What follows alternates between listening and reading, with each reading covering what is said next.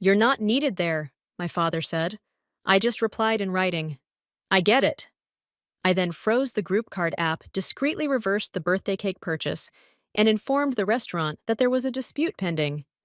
At 7:32 p.m., my sister texted, "Why is everything falling apart?" after they had first made fun of me in the family conversation. Finally, I got 18 frantic calls asking whether I was going to experience anything similar. I'd immediately cut them off. No calls, no second chances, no well-crafted texts, nothing but quiet. That would put a stop to it. However, I was still giving them too much credit at the time. I'm still thinking that perhaps I should put in more effort. I'm still holding out hope that they'll treat me like I belong if I keep going. Similar to family, I didn't freak out when my dad texted me, "We don't need you there." It did not even surprise me. I simply felt empty. There was no question. No, it wasn't. "Hey, we're keeping it small or we've got everything covered. This year." It was only a 6-word affirmation of what I believed to be true. I wasn't related to them. Only the ease of use. More has been done than I anticipated. I didn't want to attend that meal. Since they determined I was disposable so fast, I didn't, to be honest. I had done all the effort for his milestone 60th birthday. Everything, the car, the bookings, the cake. I was the one silently keeping the whole show together, while my mom acted like she was in charge. My sister. She vanished for a week after sending a single passive-aggressive voice message in the planning group chat complaining that I was micromanaging everything. Typical. So yes, I did take his statement that I wasn't required seriously. "I understand," I said. I meant it too. The switch switched at that moment. I contacted the bakery first. I had made the extra effort to reserve them weeks in advance at this little shop on the outskirts of town. Custom designed to resemble a football field, the cake featured a miniature edible representation of my dad clutching a little trophy. "The year's best dad." In gold frosting it stated. I didn't even request a reimbursement. I just instructed them to get rid of the cake, whatever they wanted, and that the celebration was over. They paused, questioned if I was certain. "Yes," I said. The click that terminated that call was the most pleasant click I've ever heard. I then went onto the group card and logged in. They could all upload pictures and leave voicemails since I paid to upgrade the account to premium. The outcome had been very satisfactory. The typical vapid babble was interspersed with a few true memories. However, they hadn't given the question of who put it up much attention. I did so. I closed the card, erased the admin email, and permanently disabled everyone's access. That little of emotion in digital form. Lost. I then gave the eatery a call. A 14-person reservation at one of the town's most ostentatious locations. I used my card to make the deposit. I informed the management that I was no longer responding to the reservation and that there could be a payment problem. I didn't call it off. For the following hour, I let it burn on its own. My phone kept buzzing. The family group conversation was going strong. With loving emojis as the caption, my mom shared a photo of herself having cosmetics done, preparing for the ideal evening. My sister answered, "I can't wait to get into a coma from eating myself." One of those annoying animated stickers came next. They were behaving as though nothing had occurred. My sister then sent me another SMS at 7:32 p.m. No emojis or stickers this time. Why is everything disintegrating? I hardly opened the chat window when the mayhem began to erupt. Before seating anyone, the restaurant had contacted my mom to request a backup credit card. It seems that nobody brought theirs. She had no idea what they were talking about when the bakery called the house to confirm the cancellation. When someone attempted to view the group card, they were met with an error notice and a broken link. The finest aspect, every one of their friends was already there waiting dressed and observing them as they hurried. Immediately thereafter, the calls began. One by one, 18 of them. As I streamed a documentary and ate leftover noodles, I watched my phone light up from the couch. None of them were answered by me. For the first time in years, my dad called me last. There was a sense of control in the silence. Without me, that night, which was meant to be about him, became a complete mess and public catastrophe. They hadn't even seen the worst of it yet. And the only person who could have saved it, the person they didn't need, was gone, so nobody could fix it. After a day or two, I assumed they would calm down and perhaps send a pathetic message attempting to mend fences, but they didn't. Instead, I found my dad standing at my front door, a suitcase in one hand and barely controlled anger in the other 3 days later. He didn't ask. He walked right in like it was still his house, like I owed him something. I just stood there watching him drop his bag by the hallway closet, acting like we were about to have a family reunion instead of a fart. The first hour was quiet. He made himself coffee, sat on the couch like it was his own. Didn't mention the ruined birthday. Then out of nowhere he said, "You embarrassed this family. Not you hurt us. Not. Why did you do it? Just that I embarrassed them. That's all he cared about. Not that I'd spent weeks organizing his party. Not that I'd been shut out of it without warning, but that the night turned into a disaster and his friends saw it happen. That was unforgivable to him. Appearances were everything. I didn't say much. I simply listened. I was curious to find out where he would take it. He desired an apology. It should be in the family chat, preferably. He claimed that I made a scene and embarrassed them. My mother had shed tears. My sister had apparently left the dinner early. He continued to enumerate everyone else's emotions as if they were bullet points on a court filing. I didn't respond. I refrained from arguing. I was honest with him. You could have claimed that you didn't want me there. I appreciated that. He detested that response. The atmosphere in my apartment descended into a state halfway between a courtroom and a hostage negotiation over the course of the following few days. Apparently unable to leave him to face this battle alone, my mother joined him 2 days later. She didn't knock at all, simply arrived with a bag and a bad attitude. They occupied my space as though I were a visitor, made fun of my furnishings, and griped about the absence of actual food in the refrigerator, asked me why the guest room was without curtains. Then they keep coming back to the same subject: the celebration, the birthday, the embarrassment. I had to acknowledge that I had overreached. I had acted out, that I allowed a minor miscommunication to escalate into a scandal. However, I didn't, and my dad became more irate each time I refused. By the end of the week, my mom had become colder. "You owe this family," was a phrase I had heard more times than I could remember. I lost it at that point. I bluntly warned them that they had gone too far, and that I would cut them off if they didn't drop it. And I would have more than just vanished from a birthday if they hadn't stopped attempting to guilt me into coming back. I totally vanish. No financial assistance, no calls, and no visits. They chuckled. They didn't think I had it in me, not because they thought I was kidding, so I called someone. The remodeling of the kitchen. They had been preparing, the one whose credit was maxed out again, for which I had already paid the deposit. I canceled the purchase. Informed the contractor that he needed to wait for a fresh deposit from the homeowners due to a change in financial responsibility. I then explained everything I had done to my parents. My father turned pale. My mother began accusing me of being cruel. It wasn't about retaliation, I told them. It had to do with freedom. I had done too much for those who believed me to be a morally upright ATM. That might be the end of it, I thought. However, my sister then became involved, and I was mistaken if I believed the family had already reached their lowest point. Things were going to get worse. Much worse. My sister's initial message struck me like a mosquito. It's annoying, predictable. Ignorance is simple. Are you simply going to abandon them in that state? After a few moments of staring at it, I shut off my screen and resumed preparing lunch. I anticipated this. I even knew it would be her. She's always the first to jump in when something threatens the family's image. Not because she cares, because she's afraid someone might actually notice how fragile the whole illusion really is. A day later. Another message. They're not eating. Mom hasn't sucked. You made your point. And then an hour after that, a voice message. I didn't listen to it. I knew the tone without hearing a word. That smug blend of concern and accusation she mastered since she was 16. She was always the golden child. Perfect GPA, popular, never wrong. She was treated like she walked on clouds by our parents. It was me to whom they gave the check, when the cost of the clouds increased. She just showed up the following day, so she must have realized I wasn't answering. I didn't text or call, seemed to be dropping by for brunch when she buzzed my apartment in the middle of the morning. I let her go because I wanted to hear her say it directly to my face, not because I wanted to see her.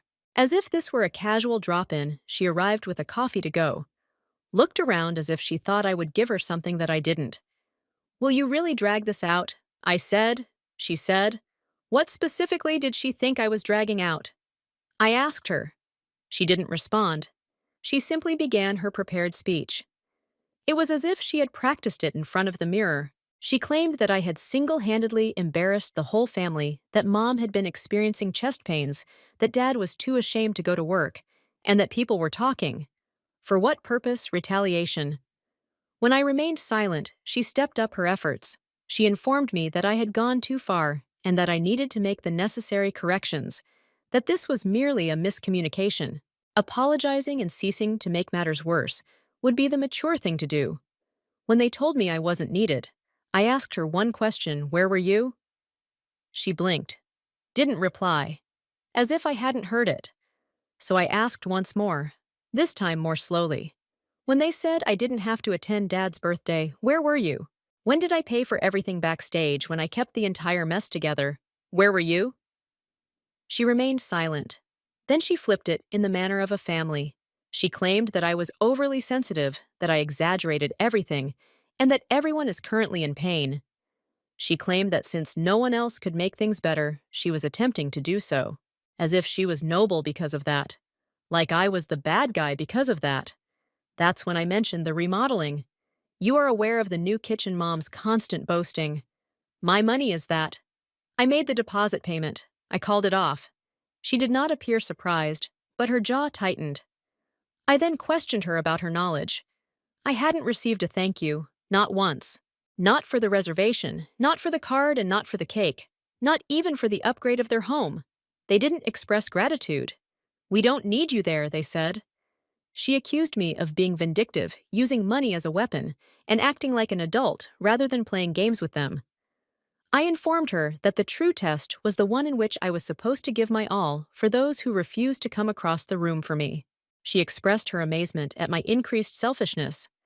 I informed her that the best was teaching me. She departed at that point. No hug, no farewell. She simply slammed the door after whispering something. 2 hours later, she sent me a lengthy text message that was full of emotional manipulation, gaslighting family trauma, and buzzwords, as if using therapy jargon validated her claims. Then the true gem appeared. All three of them wrote a lengthy group text about healing reconciliation and the need for me to stop using control by denying them love and support. They gave the impression that I was conducting a ransom operation, as if the people I kept helping out hadn't just pushed me out and treated me disrespectfully. I didn't answer. Not even the entire thing was read by me. I felt at peace for the first time in years after hitting the block button on the thread. Just silence, neither relief nor retribution. Their goal was for me to feel guilty. I experienced clarity. That should be the end of it, I thought.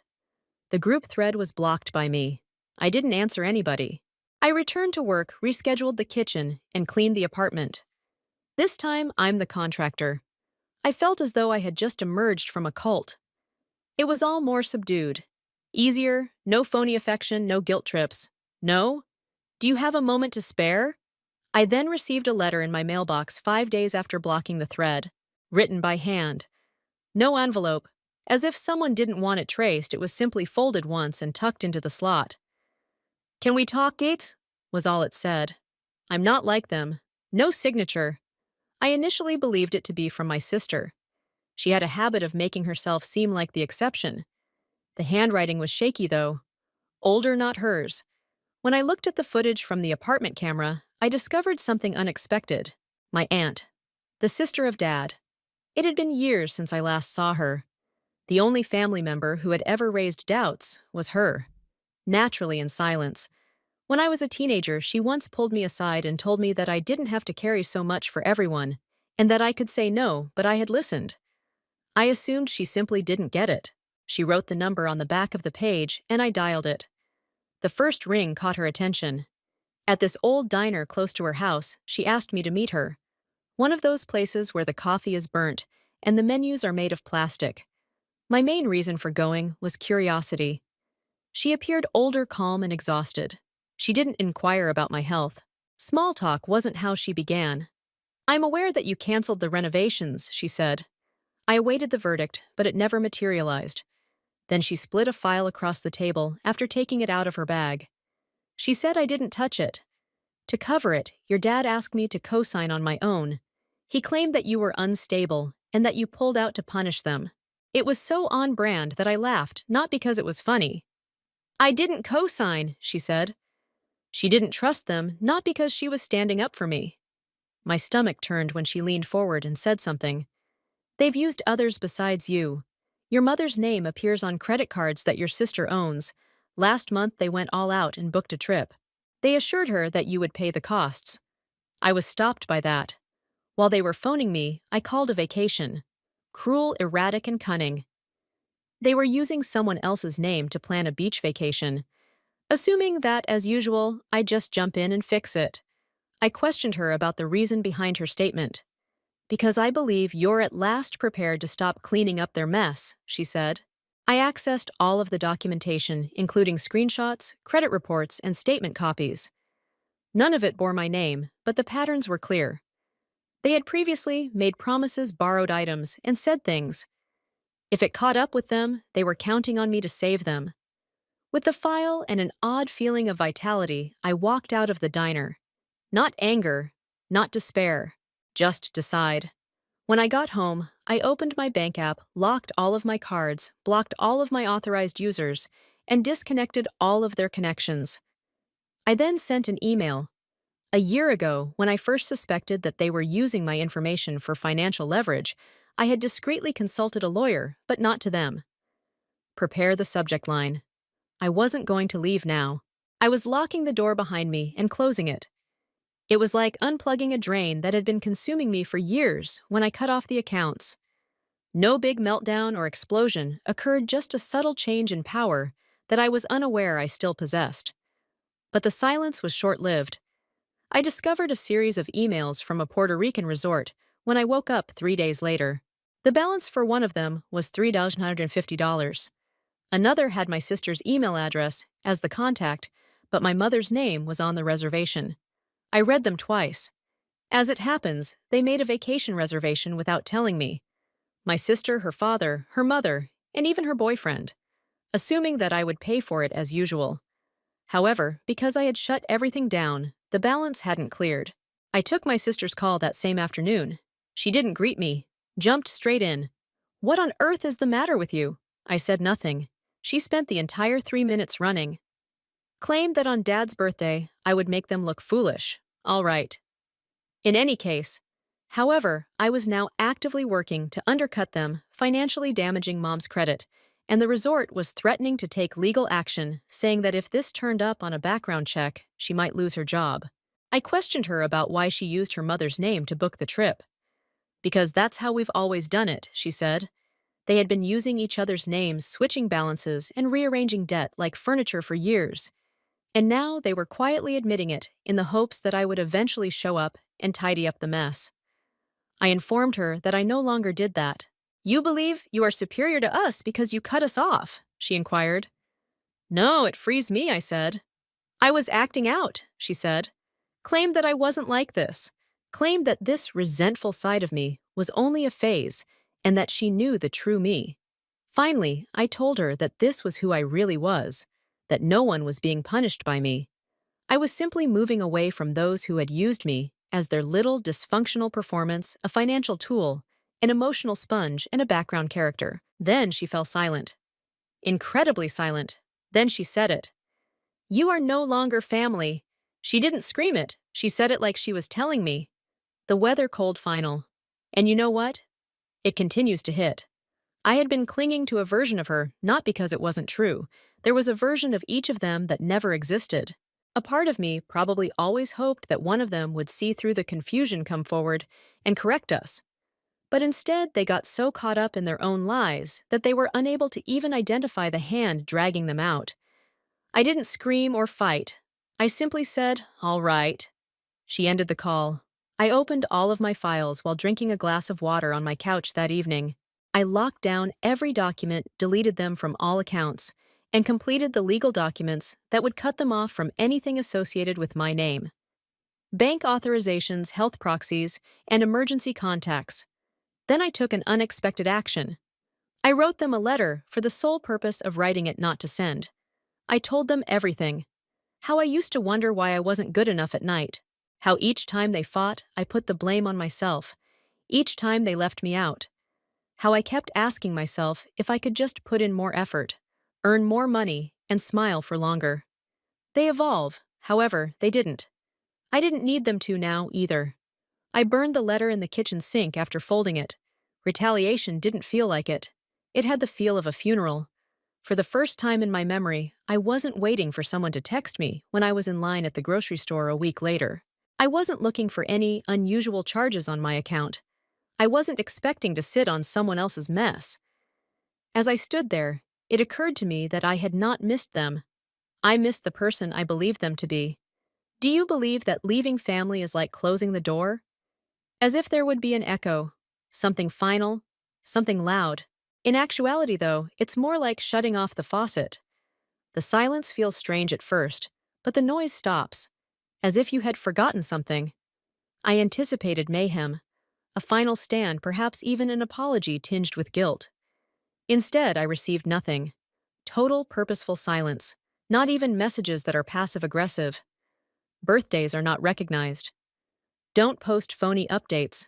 They simply disappeared, and I became aware of how easily they could for the first time in my life. The first real test came during the holidays. Thanksgiving passed. No invite, no group texts. I prepared pasta. Without touching my phone, I opened a bottle of wine. Despite my reluctance to acknowledge it, I waited. However, it never rang. It was a strange Christmas. I purchased a ticket to Seattle, kept it a secret, walked through Pike Place Market for the entire week. At a little cafe with a view of the water reading. Entering bookshops that I didn't have to be in. It was silent and cold, and I didn't have to perform for the first time in years. Don't pretend to smile. Don't pretend to laugh. No. You've been very silent lately. Is there a problem? There was nothing wrong. At last there was silence. Peace, however, isn't always cozy. It's simply unfamiliar at times. I didn't receive the call until March. Unknown figure. I would usually ignore it, but I felt compelled to pick up my sister's boyfriend. Shaky voice, claimed to have been in an automobile accident. Her phone was dead, but it wasn't serious. She told him to call me so I could help her because she was in a panic. As he spoke, I recall staring at the wall across from me, as if I were observing myself from the outside. I apologized for her experience, but I can no longer be that person. Silence fell. Then he simply said, "I get it," and ended the call. After the call, I stood there half expecting a wave of guilt to sweep over me. It didn't, and it wasn't pride, just some clarity. I was choosing myself for once. Weeks went by. Nothing else was heard by me. That must be it, I thought, until I discovered a letter in my mailbox one afternoon. No address for return, not a mark. However, the handwriting was familiar to me. My sister was the one. I opened it after hesitating. I have no idea why. Perhaps I didn't want to break the quiet. However, I did. It was brief. Only one sheet. No confessions of emotion. No hyperbolic words. It was a list. Bullet points. Simple facts. February of 2018. $100 is the rent. May 2019. Molly's veterinarian bill was $120. August of 2020. $387 for a plane ticket to see Dad. December 2021. $1. $200 for a new laptop. Groceries. Auto repairs. Fees associated with credit cards. Quiet times. I had forgotten. She wrote at the bottom large like receipts. I don't recall expressing gratitude for the majority of this. I ought to have. That was incorrect. I don't think you'll pardon me. I simply wanted to let you know. That was it, I recall. Other than her name, there was no number or signature. For a long time, I held that letter in my kitchen. I refrained from crying. I didn't grin. All I felt was weight, not negatively, the weight of all that she didn't say, landing in one location at last. I didn't answer. I haven't yet, but I also didn't discard it. After carefully folding it, I hid it behind some old receipts and extra keys I don't use in the back of my bookshelf. It was necessary for me to keep it, not because I want to keep it forever. That's the problem. I don't despise them. I'm not even looking for retribution. Distance is what I want, and I have it for the first time. That distance that doesn't require shouting, deleting, or blocking. Only room. A really tidy place where I'm not expected to do anything. I also don't spend hours questioning whether my fatigue makes me a bad person. They are not missed. I long for the version of them I once trusted. However, that's all right. Rebuilding is one way for some people to heal, while walking away is another. I continued to walk without turning around. Story 2. The sound of the wrapping paper tearing is something I will always remember. The only sound anyone could hear was that. No laughter, no music, just that soft crinkle as Kaya, my daughter, carefully opened her present. She tugged at the corners with tiny fingers as if they were the most valuable thing in the world. And she did smile for a moment. That gentle, hopeful smile children have when they believe that magic may still exist. However, her entire face changed when she opened the box. First confusion, then a hint of a more serious hurt. Perhaps. She looked at me as her little shoulder tensed. There was nothing in the box. Before she uttered a word, I noticed it. The bottom is just plain cardboard. Not even tissue paper, not a toy, not a single note. Nothing at all. I tried to interpret what I was seeing by blinking. Was I wrong? Has anything fallen out? I heard him before I could say anything, but perhaps someone had forgotten to pack it. My dad, Frank. He gave a sharp chuckle, like a winter bark, short and cold. He folded his arms, leaned back in his armchair, and spoke. Children like her shouldn't have any expectations. There are already enough leeches in the world. My heart fell. Kaya stopped. She left her hands in the box, as if she hadn't yet seen the present, as if it were tucked away in a corner or concealed beneath the flaps. However, nothing was present. The warmth shot up my chest. My hands, which were resting on my lap, shook. I wanted to say anything at all, but the words stuck like splinters in my throat. Then my sister Sandra muttered and snorted. She always expects handouts just like her mother. Not worth it. I tightened my jaw. The burn behind my eyes threatened to spill over, and I could feel the muscles in my face tensing up. I made myself turn to face Kaya. She wasn't in tears. Not quite yet. However, her chin was shaking, as it does just before it cracks, and her lips were pressed firmly. Tears were welling up in her large, gentle eyes. She couldn't let her pride get in the way. She gave me another look without requesting assistance, just making sure she should act as though it didn't hurt. I detested myself at that precise moment. I detested the fact that I had brought her here and that I had foolishly hoped for a typical Christmas, that I believed my dad could be someone else, that I wanted them to love Kaya as much as I did after seeing what a lovely, compassionate, and imaginative girl she was. However, they failed to spot her.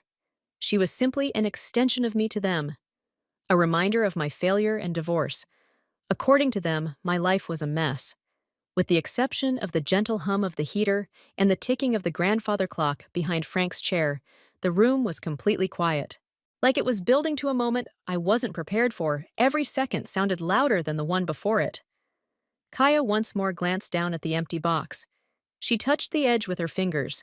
Then slowly she folded the flaps shut. Her hands were shaking now, and then she whispered something. "I got you a gift too, Grandpa." Everyone turned.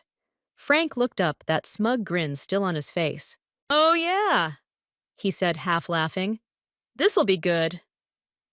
But Kaya didn't back down. She reached into the pocket of her coat and pulled out a small piece of paper folded with such care it made my chest ache. She took a step forward and held it out to him with both hands, and right then I knew this moment wasn't over. Something was coming, something none of us were ready for. I hadn't been home for Christmas in over 2 years. Not since the divorce, not since the shame, not since everything I'd been trying to hold together finally cracked wide open. Kaya. She wanted to see them. She asked me 3 weeks before Christmas, "Mom, do I have a grandpa?" That was her way of asking why we were always alone during the holidays, why we didn't have matching pajamas or giant trees or cousins to run around with. So I said yes. And when she asked if we could visit him this year, I said yes again against my better judgment. I don't know what I expected. Maybe I thought time would have softened them. Maybe I believed just for a moment that when they saw Kaya, when they really looked at her, they'd feel something. Warmth, regret, love. Anything. Instead, the minute we pulled into the driveway, I felt that old weight settle back onto my shoulders. That invisible tension that coils around your ribs like barbed wire when you're trying to smile for people who don't really want you there. Their house hadn't changed. Still cold, still perfect, still spotless. In that way that feels less like home and more like a museum. My mother greeted us with that plastic politeness she'd mastered over the years. A quick hug for me. Soft pat on the head for Kaya. Her eyes lingered too long on the scuff marks on Kaya's boots. I saw it, how she took her in like an item on a shelf, deciding whether or not she belonged. Sandra barely looked up from her phone when we walked in. She offered Kaya a half-hearted, "Hey," then went right back to scrolling. I could already feel my stomach tightening. And then there was Frank, my father. He was in his usual chair by the fireplace, whiskey glass in one hand, TV remote in the other. Didn't even stand up.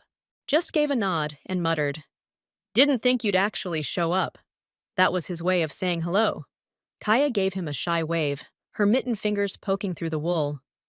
"Hi, Grandpa," she said softly, like she was testing the word out loud for the first time. He grunted. I don't know why I still hoped for more. Maybe because Kaya was trying so hard. She'd made little drawings for everyone, carefully colored, folded, and tucked into envelopes with their names on the front. She even asked me how to spell to my Aunt Sandra because she wanted it to be perfect. She worked on them every night for a week. I wanted this to be special for her. I wanted her to feel like she had a family, even if they were far from perfect. I scraped together what I could from tips and extra shifts just to buy her one nice outfit, a little gift to open, and enough gas to get us there. That morning, as I tied her scarf, she looked up at me and said, "Do you think they'll like my drawings?" And I said, "Sweetheart, they're going to love them." But in the pit of my stomach, I already knew the truth. I was bringing her into a house where kindness was currency. They never gave out for free, where smiles were measured and love had conditions. Still, I tried. I told myself this was about Kaya, not me. That I could keep my chin up, play nice, pretend for one day that everything was okay. But as I watched her heart quietly break in front of them over something as cruel as an empty gift box, I realized they hadn't changed, and I wasn't sure they ever would. Kaya handed out her little envelopes like they were treasures. She moved through the room so gently, like she was afraid to disturb any. Each envelope had a name on the front, written in her careful, blocky handwriting. She gave one to my mother first, then Sandra, then even my brother Matt, who'd barely spoken a word since we walked in. When she got to Frank, she paused for just a second, long enough that I held my breath. But she smiled, lifted the envelope, and said, "Merry Christmas, Grandpa." He didn't look up from the television, just held out a hand like she was delivering the mail, not offering a piece of herself. She moved back to the couch and sat beside me. Her face was still lit up, hopeful. She had no idea how cold the room had gotten. Then Frank picked up a large box from beneath the tree. It was wrapped in silver paper, topped with a red bow, almost too neatly. He held it out toward Kaya with a grunt. Her eyes widened. "For me?" He shrugged. "Says your name, doesn't it?" She looked at me first like she needed permission. I nodded, despite the fact that my stomach twisted. Pulling the box into her lap, she scooted to the floor. The paper was handled with reverence by her tiny hands. I saw her relish each second. The meticulous unfolding, the UN taping of every edge. She wished to recall it. Then the cover was removed. I witnessed it as she looked inside. Just the moment she knew it was empty. There was no crumple in her face. Not immediately. Rather, her brows furrowed in perplexity. As though there might be something stuck at the bottom, she reached in. Unsure, she glanced up at me. The box contained nothing. Nothing. This time, Frank let out a loud laugh. "What were you anticipating, something genuine?" He leaned back and scoffed. "The world doesn't reward you for simply being there, child." Kaya blinked. Her hands went cold. I was immobile at the time, Sandra spoke up from the corner of the couch, always waiting for an opportunity to delve deeper. She always expects to be handed things just like her mother. Not surprisingly, it was like a punch to my chest. I looked over at her. Don't, Sandra. She smirked and lifted a brow. Why, it's accurate. Kaya had stopped talking. She still had the box in her lap, opens wide, revealing nothing within. I watched her realize that the room had turned against her. I detested them. I detested them for laughing as if it were all a joke, making her feel inferior and making her doubt her value. She remained motionless when I reached for her.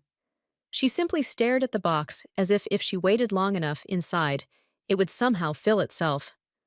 I was yelling, "Speak up! Defend yourself!" However, I didn't want to cause a stir. Not in her presence. That's the problem with living in such a family. When cruel things happen, you learn to freeze. Through clenched teeth, you learn to smile. And I had been doing that for a long time. It was almost like normal. But it wasn't normal. Kaya was only 7. She didn't know how to put on a mask yet. She didn't know how to swallow that kind of pain. Then she looked up at Frank. Her voice was quiet, barely more than a whisper, but it cut through the room like a bell. "It's okay," she said. "Grandpa, I got you a present." And just like that, the whole room shifted. No one spoke. No one laughed. She reached into her coat pocket, and I realized something was about to happen that none of them would forget. I stared at her completely still as Kaya reached into her coat pocket. The room had gone silent, so quiet, I could hear the faint creak of the old floorboard under the Christmas tree. With every slight movement, my own breath felt too loud in my chest. She pulled out a folded piece of paper. It looked small in her hands, fragile, even like something that could be crumpled and dismissed without a second thought. But she held it like it mattered, like it meant something. I whispered, "Kaya, maybe not now." She turned to me, and there was something in her eyes I didn't recognize. Not sadness, not hurt, but calm, steady. She gave a little nod, the kind that said, "I have to do this." Then she turned to Frank. "I made this for you," she said. Frank didn't even lean forward. He just glanced at it with that same bored expression he always wore when someone dared ask him to feel something. "Oh yeah," he muttered, sipping his drink. "You draw me a snowman or something." There was sarcasm in his voice, the kind he always used when he wanted to make you feel small without raising it. But Kaya didn't flinch. She walked across the room and held it out to him with both hands. That's when I noticed her fingers were shaking. I knew that feeling. The way your hands betray you when your heart's thudding in your chest. When you're trying to be brave. Even though every part of you wants to run. He took it from her like it meant nothing. Slid it open with one hand while still holding his glass in the other. Then he looked down and stopped. I couldn't see what was on the paper from where I sat, but I saw his face. It didn't twist in confusion or irritation like I expected. Instead, his eyebrows drew together. He blinked once, then again, his jaw slackened just slightly, like he'd forgotten what he was doing.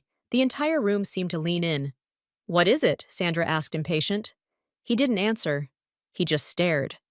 Kaya stood there, hands clasped in front of her, now watching him quietly, like she wasn't sure what came next either. I got up and crossed the room slowly, almost afraid to break the moment. I stepped beside her and gently placed my hand on her back. She didn't look at me. She just kept her eyes on Frank, and he looked older than I'd ever seen him. Not angry, not smug, just still. He folded the paper carefully, deliberately, almost reverently, and placed it on the side table next to his chair. Then he stood up. No one knew what to say. No one moved. He walked out of the room without a word. The sound of his footsteps down the hallway was the only thing we could hear. He didn't slam the door, didn't shout, just left. I looked down at Kaya. Her voice was quiet when she asked, "Did I do something wrong?" I knelt beside her, wrapped my arms around her, and whispered, "Now, sweetheart, you did something brave." Sandra muttered something under her breath. But this time I didn't care, because I knew whatever Kaya had drawn, whatever she had written, it got through to him in a way. None of us ever could. She didn't fight back with anger. She didn't cry or scream or run. She gave him a gift, one that reminded him he was still human even if he'd forgotten. And I think just maybe that scared him more than anything else. I didn't see my father for the rest of the day. He didn't return to the living room, didn't come back for dinner. Not even when my mother called out that dessert was ready, in that overly sweet tone she used when pretending everything was fine. Tanya didn't mention him again that evening. She played quietly with the ribbon from one of her other small gifts and helped me fold the wrapping paper scraps like it was any other night. But I could tell her mind was somewhere else. Every now and then, her eyes would wander toward the hallway where Frank had disappeared, like she was waiting for something. But nothing happened, not that day. We left early the next morning.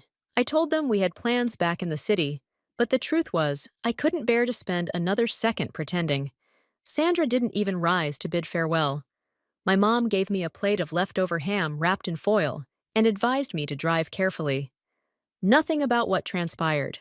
It somehow hurt even more that no one inquired about Kaya's condition. It was a quiet ride home. Kaya gazed at the snow fluttering past the trees outside the window. At one point, I reached over and took her hand. She gave a squeeze in return. I didn't mention the illustration. She was obviously very personal, and I didn't want to force her to explain it. I considered it the entire way home, but I didn't want to destroy whatever magic had existed at that precise moment. My father, who once referred to me as too sentimental to cry at a movie, was impressed by what she had drawn. Become pale and silently exit the room. 4 days later, I learned. It arrived on our porch in a little unmarked box. Keylor's name was carefully written in block letters across the top with no return address. Slowly, as if uncertain whether it was safe to hope, she opened it. There was a small music box inside. Vintage wooden lid with hand-carved edges and painted small roses. She turned the crank, and somewhere over the rainbow it played. A note was also present. It was only one line written to the bravest girl I know in a shaky, strange scrawl.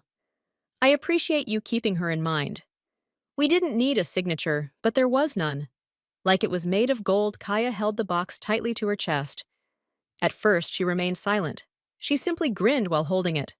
When I finally sat down on the floor beside her, I asked Kaya, "What did you draw for Grandpa?" "It was a picture of him holding hands with Grandma and me," she said, looking up at me. She spoke softly. I recalled how she made him laugh, so I told him I hoped he would smile again someday. My throat constricted. I remained silent. It was the only reason I couldn't. I had forgotten that aspect of him even existed. Before grief hardened him, and before the years turned him cruel, the man used to laugh and smile. Kaya gave him a piece of something he believed he had lost forever after seeing through all of that. Not guilt, not sympathy. I hope she refrained from trying to fix him. All she did was remind him that he was once someone to be remembered. He also gave her something in exchange. Perhaps not forgiveness or love, but a start. And that's sufficient at times. Kayla now keeps the music box on her bedside table. She winds it up before bed every night, not always to pay attention. She prefers to hold it sometimes, in her hands to feel its weight, to be aware of its existence. The way a child may hold on to a stuffed animal that they no longer need but are unable to part with. Although she hasn't talked much about that day since she occasionally brings up Grandma, whom she never even met but talks about as if she were still alive. As if Kaya is familiar with her from the stories I've shared and the peaceful place she left behind. Perhaps she does. Frank didn't give a call. Was there no follow-up message from him? No? I apologize. No justifications. He's not like that. Perhaps he will never be that way. However, I received a letter a week after the music box arrived. It wasn't addressed. Tequila. It was for me. It was short. 3 lines written in the same uneven handwriting. "I was wrong about you. She's a good kid. I hope you're doing okay." No name, but I knew. And for reasons I can't quite explain, I cried after reading it. It wasn't because it improved everything. Not because it ended the years of silence, or the way he used to view me as a name-tag-wearing disappointment. But because for once, it felt like he saw me. Above all, he caught sight of Kaya. He saw what? I've always known that she's special, that she has this way of peeling back the coldness in a room and showing people their own warmth, even when they don't deserve it. She's not loud, she doesn't demand attention, but she changes things. She changed him. Not completely, but enough. Enough to make a man who'd shut the door on the world open. Just a crack. Enough to make someone who believed only in toughness and silence Sit down and listen to the music from a little girl's drawing. People ask me sometimes why I went back that Christmas, why I let them near her, why I didn't protect her better. And the truth is, I thought I was. I thought shielding her from their coldness would be enough. That not talking about them, not visiting, not engaging, that it would protect her heart. But Kaya didn't need protection. She needed truth. She needed to meet them to see the world for what it is, beautiful and cruel broken, and hopeful all tangled together. And somehow, instead of getting lost in it, she decided to add her own light. She didn't need revenge. She didn't even want an apology. She just wanted to give a gift. And that gift, as simple as it was, did something I couldn't do in 30 years. It opened a door not wide, not forever, but enough for a note to get through. Enough for a song to play in the quiet. Enough for a tired old man to remember. A part of himself he thought was gone. Kaya reminded me of something that day, too, that sometimes kindness is the most radical act, that a whisper can carry more weight than a scream, and that when we choose love, even when it's hard, even when it's not returned, we create something no one can take away. A moment, a shift, a gift. If this story touched you, don't forget to like, share, and comment, and maybe give someone in your life the gift of a second chance today. You never know what doors it might open. Story 3. Because the $5,000 I gave my parents each month wasn't enough, they threw me and my pregnant wife out on Thanksgiving. Thanksgiving. In my family, things have always been the same, a blend of unwritten expectations and turkey customs. However, the air felt heavier this year, as if there were something lurking beneath the surface. I couldn't get rid of the feeling that this day wouldn't go as smoothly as the ones that had come before it, as I drove to my parents' house with my wife Sarah sitting next to me, her hand resting on her expanding belly. Our family get-togethers were routine. The turkey would cause my mother a lot of fuss. My two brothers Ryan and Ethan would drink excessively and recite the same old stale tales about their high school football days while my dad presided over the table. Usually, the comfort of familiarity encircled us like a cozy blanket. However, there was an advantage this time, a slight fissure in that comfortable exterior. My father, as usual, began dinner by carving the turkey and giving out portions and uninvited advice. The dialogue went fairly smoothly. First, Ethan grumbled about his boss not appreciating his unparalleled work ethic, while Ryan boasted about a new car he had leased. I smiled and nodded the way I always did, but my mind was elsewhere. I'd been keeping a close eye on our finances lately, preparing for the arrival of our first child. My auto repair shop had been steady, but the economy was unpredictable, and I'd learned the hard way not to take stability for granted. Then, as the plates were being cleared and pie was being served, my father cleared his throat. That sound always preceded something I'd rather not hear. And this time was no different. John, I've been thinking about the support you've been giving the family. It's been a real blessing, son, truly. But with inflation and everything going up, I think it's time we adjusted the amount. It wasn't a question. It wasn't even a suggestion. My father said it like a decree, as if I had no say in the matter. For the past 3 years, I've been giving my parents $5,000 a month, a contribution that had started when my dad had a health scare and my mom insisted they needed extra help. I never questioned it. They were family, but $5,000 was already a significant portion of my earnings, and the shop wasn't exactly printing money. Ryan jumped in before I could respond. Yeah, John, that's only fair. Everything costs more now. You know. And Mom and Dad deserve to live comfortably. We all do. Really? Ethan nodded, adding his $02. Plus, I could really use some help with my student loans. I've been drowning here, and it's not like you're strapped for cash. You've got the shop and Sarah's got her job. You're in a good spot. I glanced at Sarah, hoping for some kind of signal, some reassurance. Her face was calm, but her eyes met mine with a silent message. Whatever you decide, I'm with you. That was the kind of person she was, supportive to her core. Even when things got messy, I took a deep breath and leaned forward, my hands clasped on the table. The room seemed to hold its breath with me. Actually, I've been meaning to talk to you about this. With the baby on the way, we're trying to tighten our budget and save for the future. I I'm going to have to cut back on what I spend each month starting next month. It'll be $2,500 instead of $5,000. The silence that followed was deafening.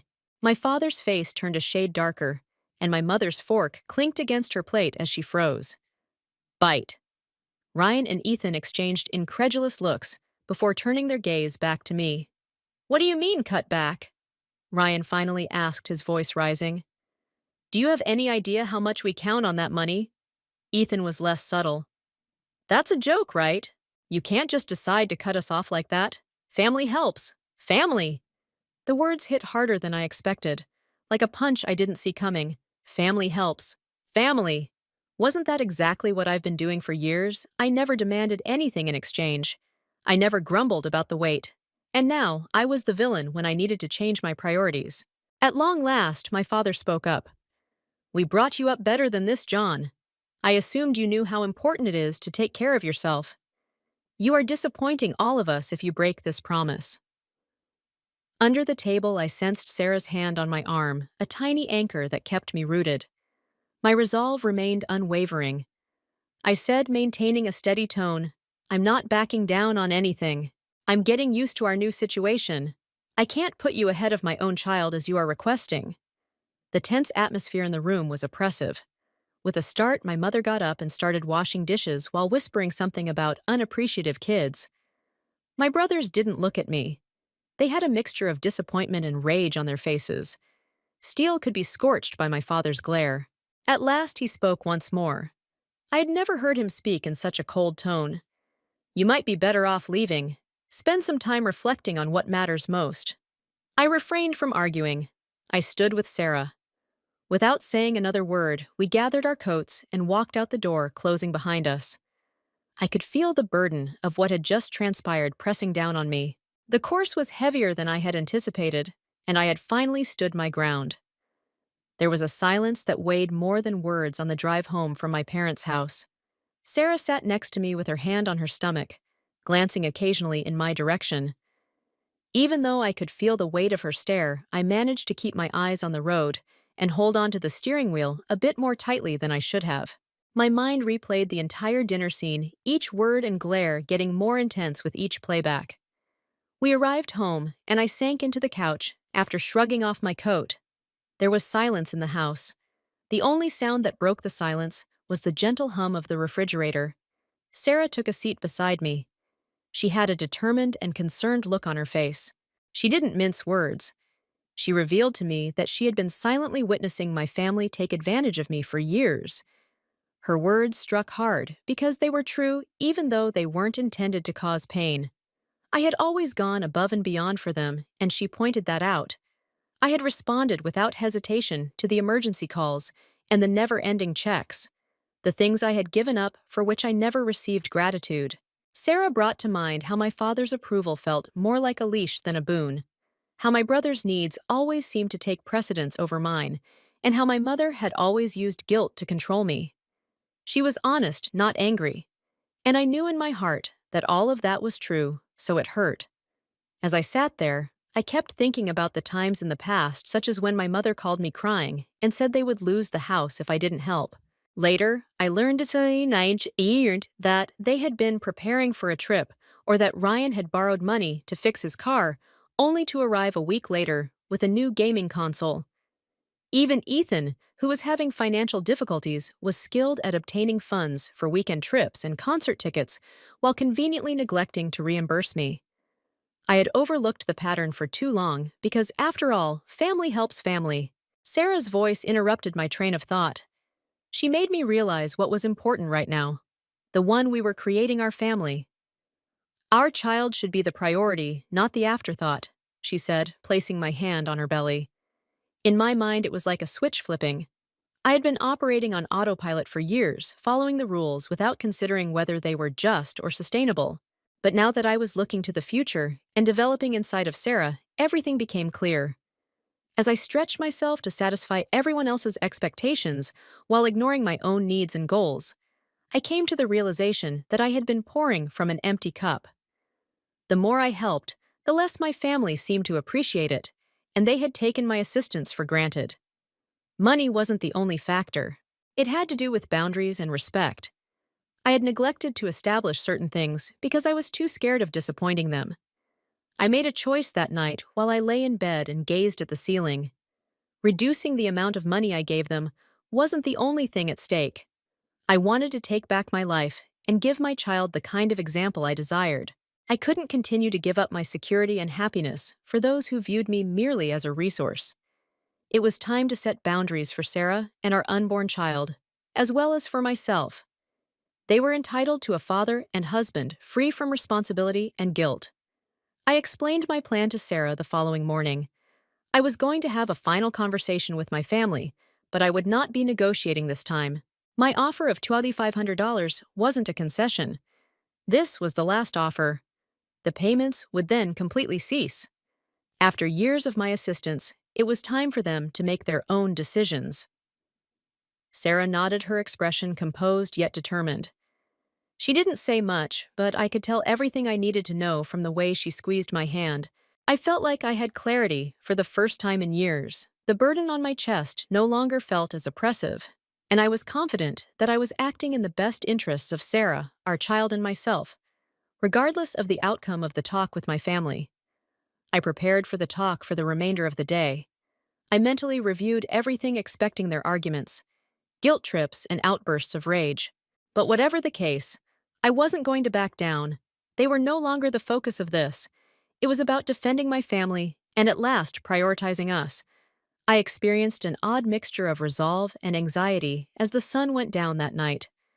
For the first time, I wasn't scared of the consequences, even though I knew the conversation wouldn't be simple.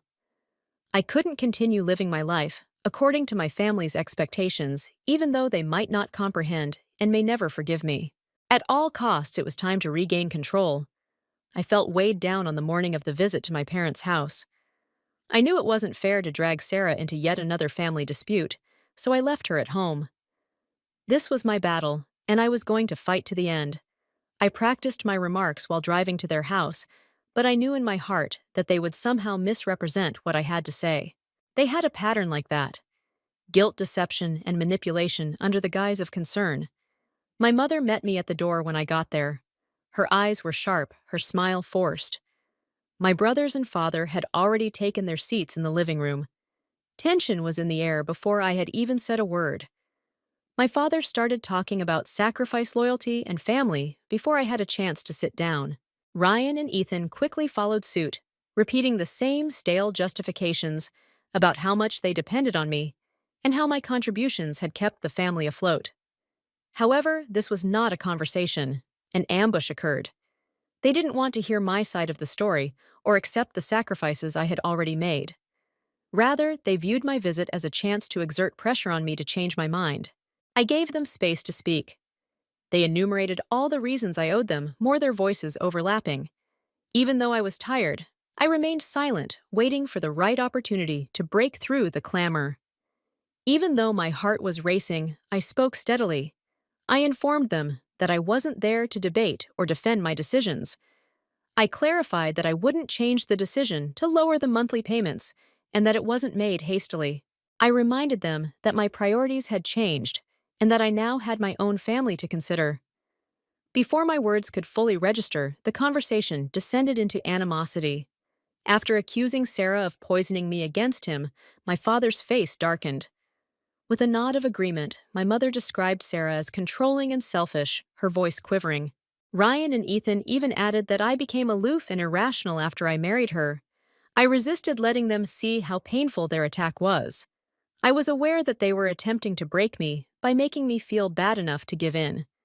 However, it didn't work this time. I calmly explained to them that blaming Sarah was unfair and wrong, and that she had nothing to do with my choice.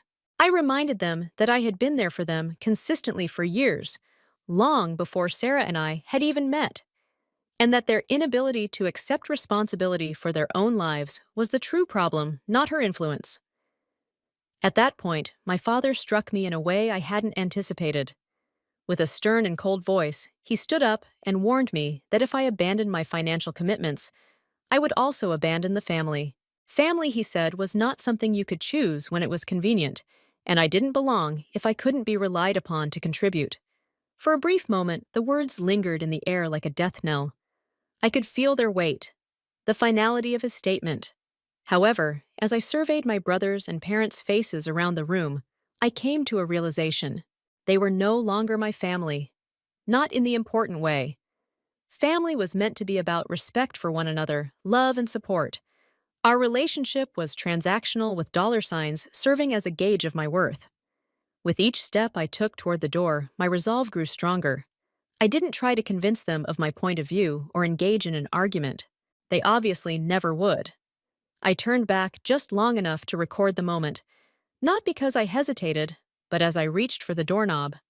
I wished them well and expressed my hope that they would work things out, but I would not be returning.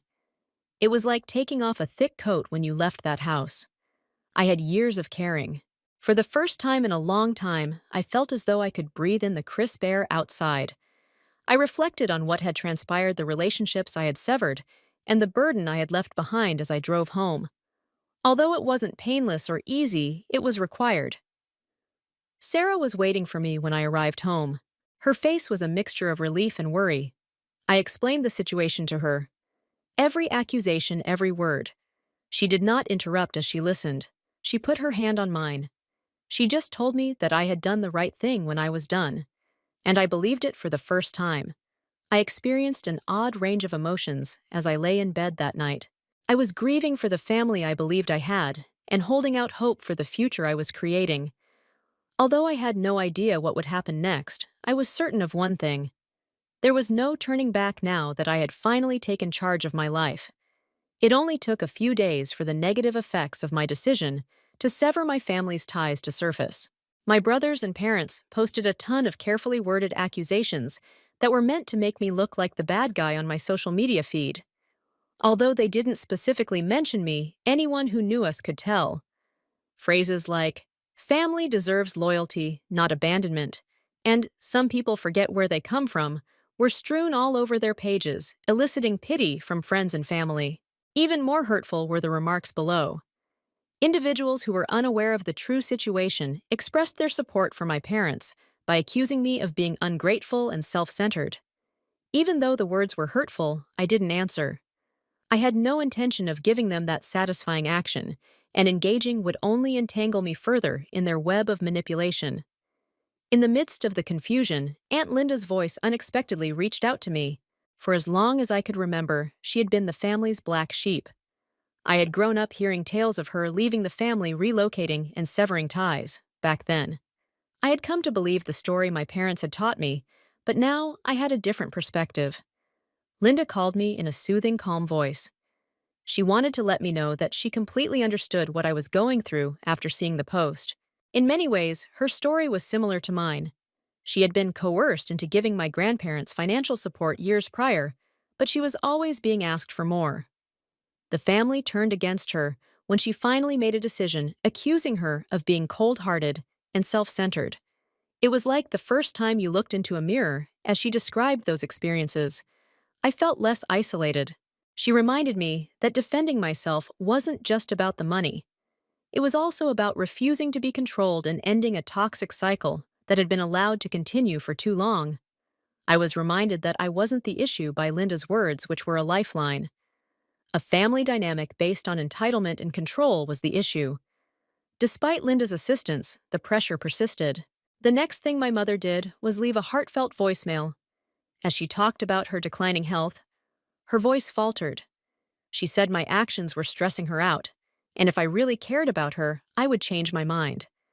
The message was well written and intended to appeal to all of my emotional vulnerabilities. I briefly experienced the well-known pull of guilt. However, I was reminded by Linda's words that this was just another ploy, one more attempt to take charge.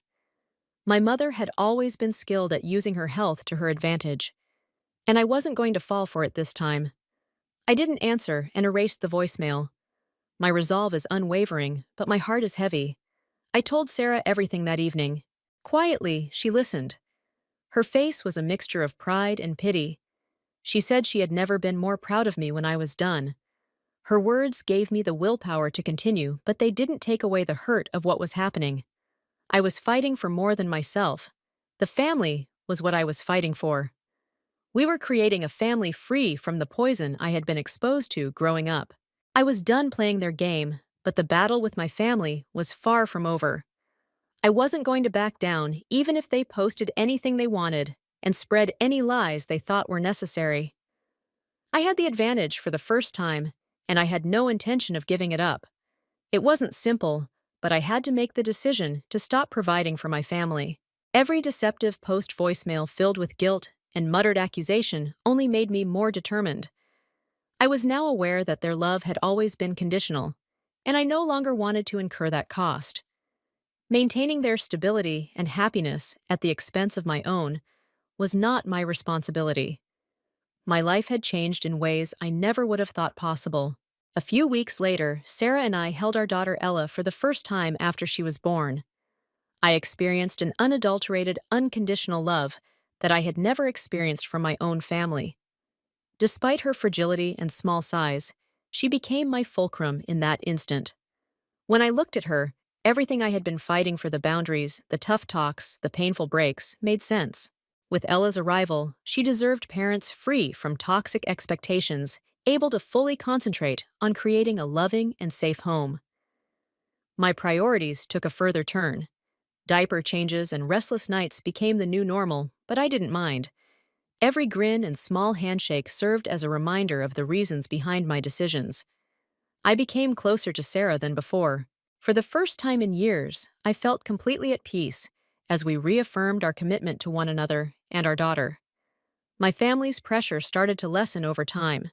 It wasn't instantaneous, and it wasn't without its last attempts. In a final passive-aggressive email, my father accused me of leaving them when they were in need. My mother started posting veiled pity plays on social media instead of direct attacks. Ever the opportunists, Ryan and Ethan made a few attempts to coerce me into doing me smaller favors, but I stopped them before they could get traction. The messages and calls eventually ceased and vanished into the distance. Although it wasn't a perfect break, it was sufficient. They understood that I wouldn't compromise, and I understood that I could proceed without their consent. The bonds that had previously felt like chains had been severed, and a peaceful freedom that I had never experienced before had taken their place. With Sarah and Ella, each day seemed like a tiny triumph. I threw myself into being a husband and father, enjoying the small things in life. It made Ella laugh the first time. After putting Sarah to bed, I spent some quiet time with her. The straightforward tranquility of knowing this was the life I had chosen for myself.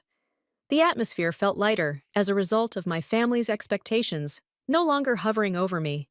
In hindsight, I realized that severing ties involved more than just stopping financial support.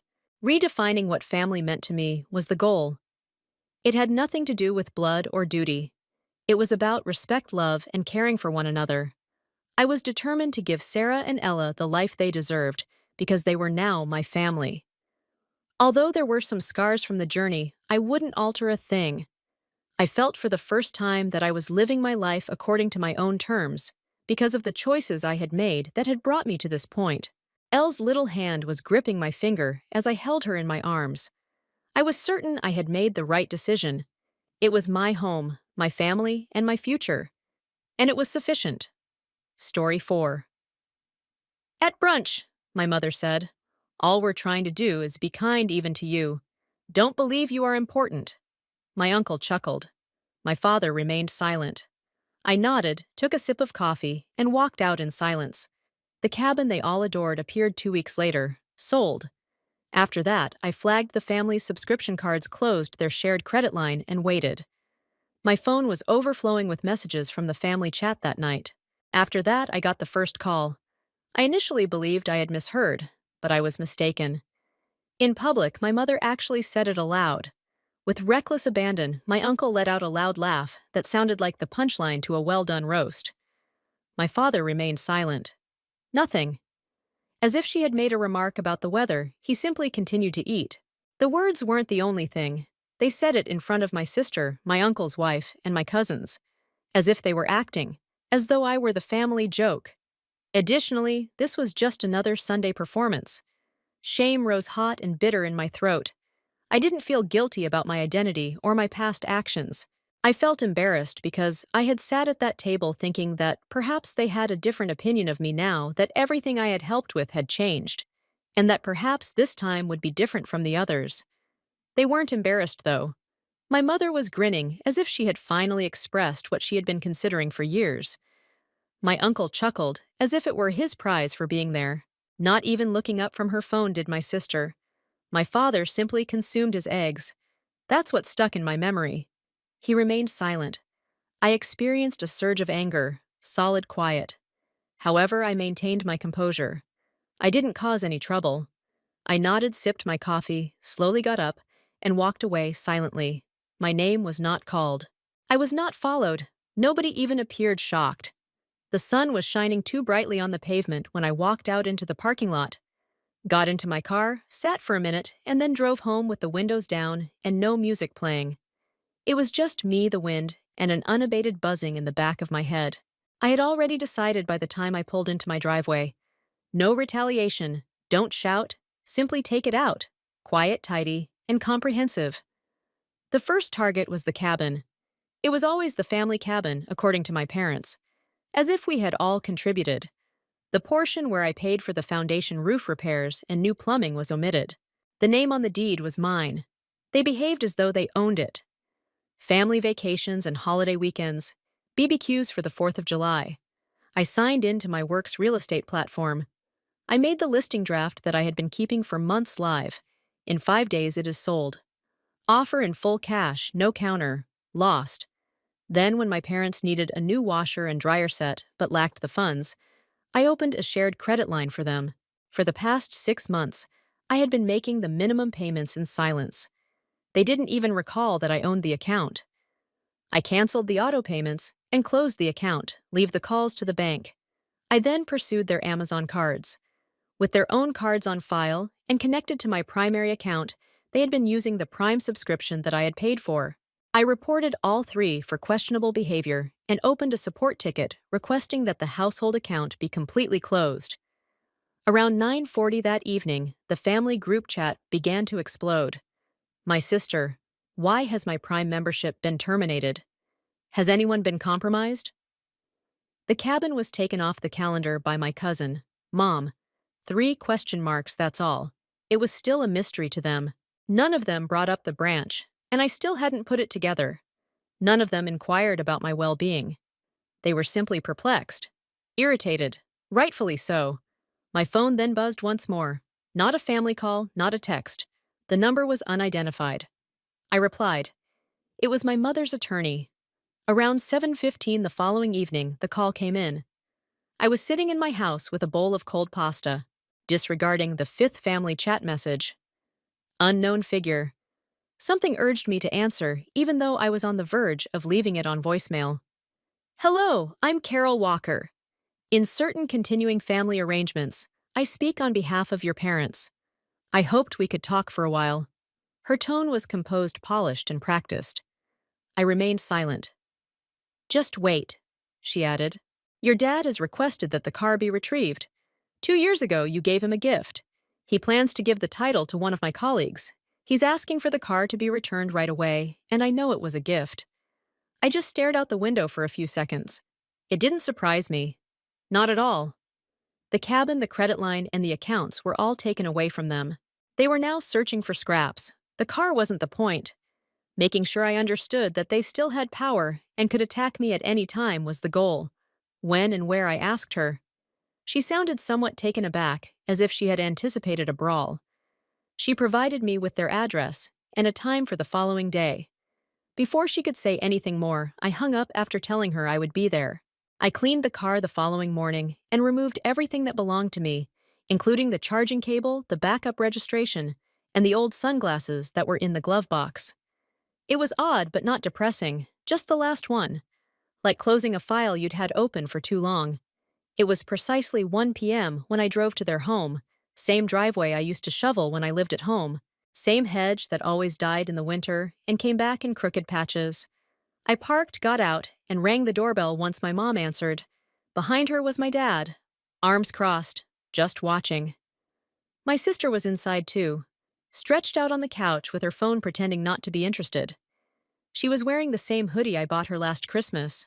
I held out the keys and said I was here to return the car, just like the lawyer asked. My mom didn't take the keys. She just stood there blinking, then said we needed to talk, that this whole thing had gotten out of control, that we were family, and family shouldn't act like this.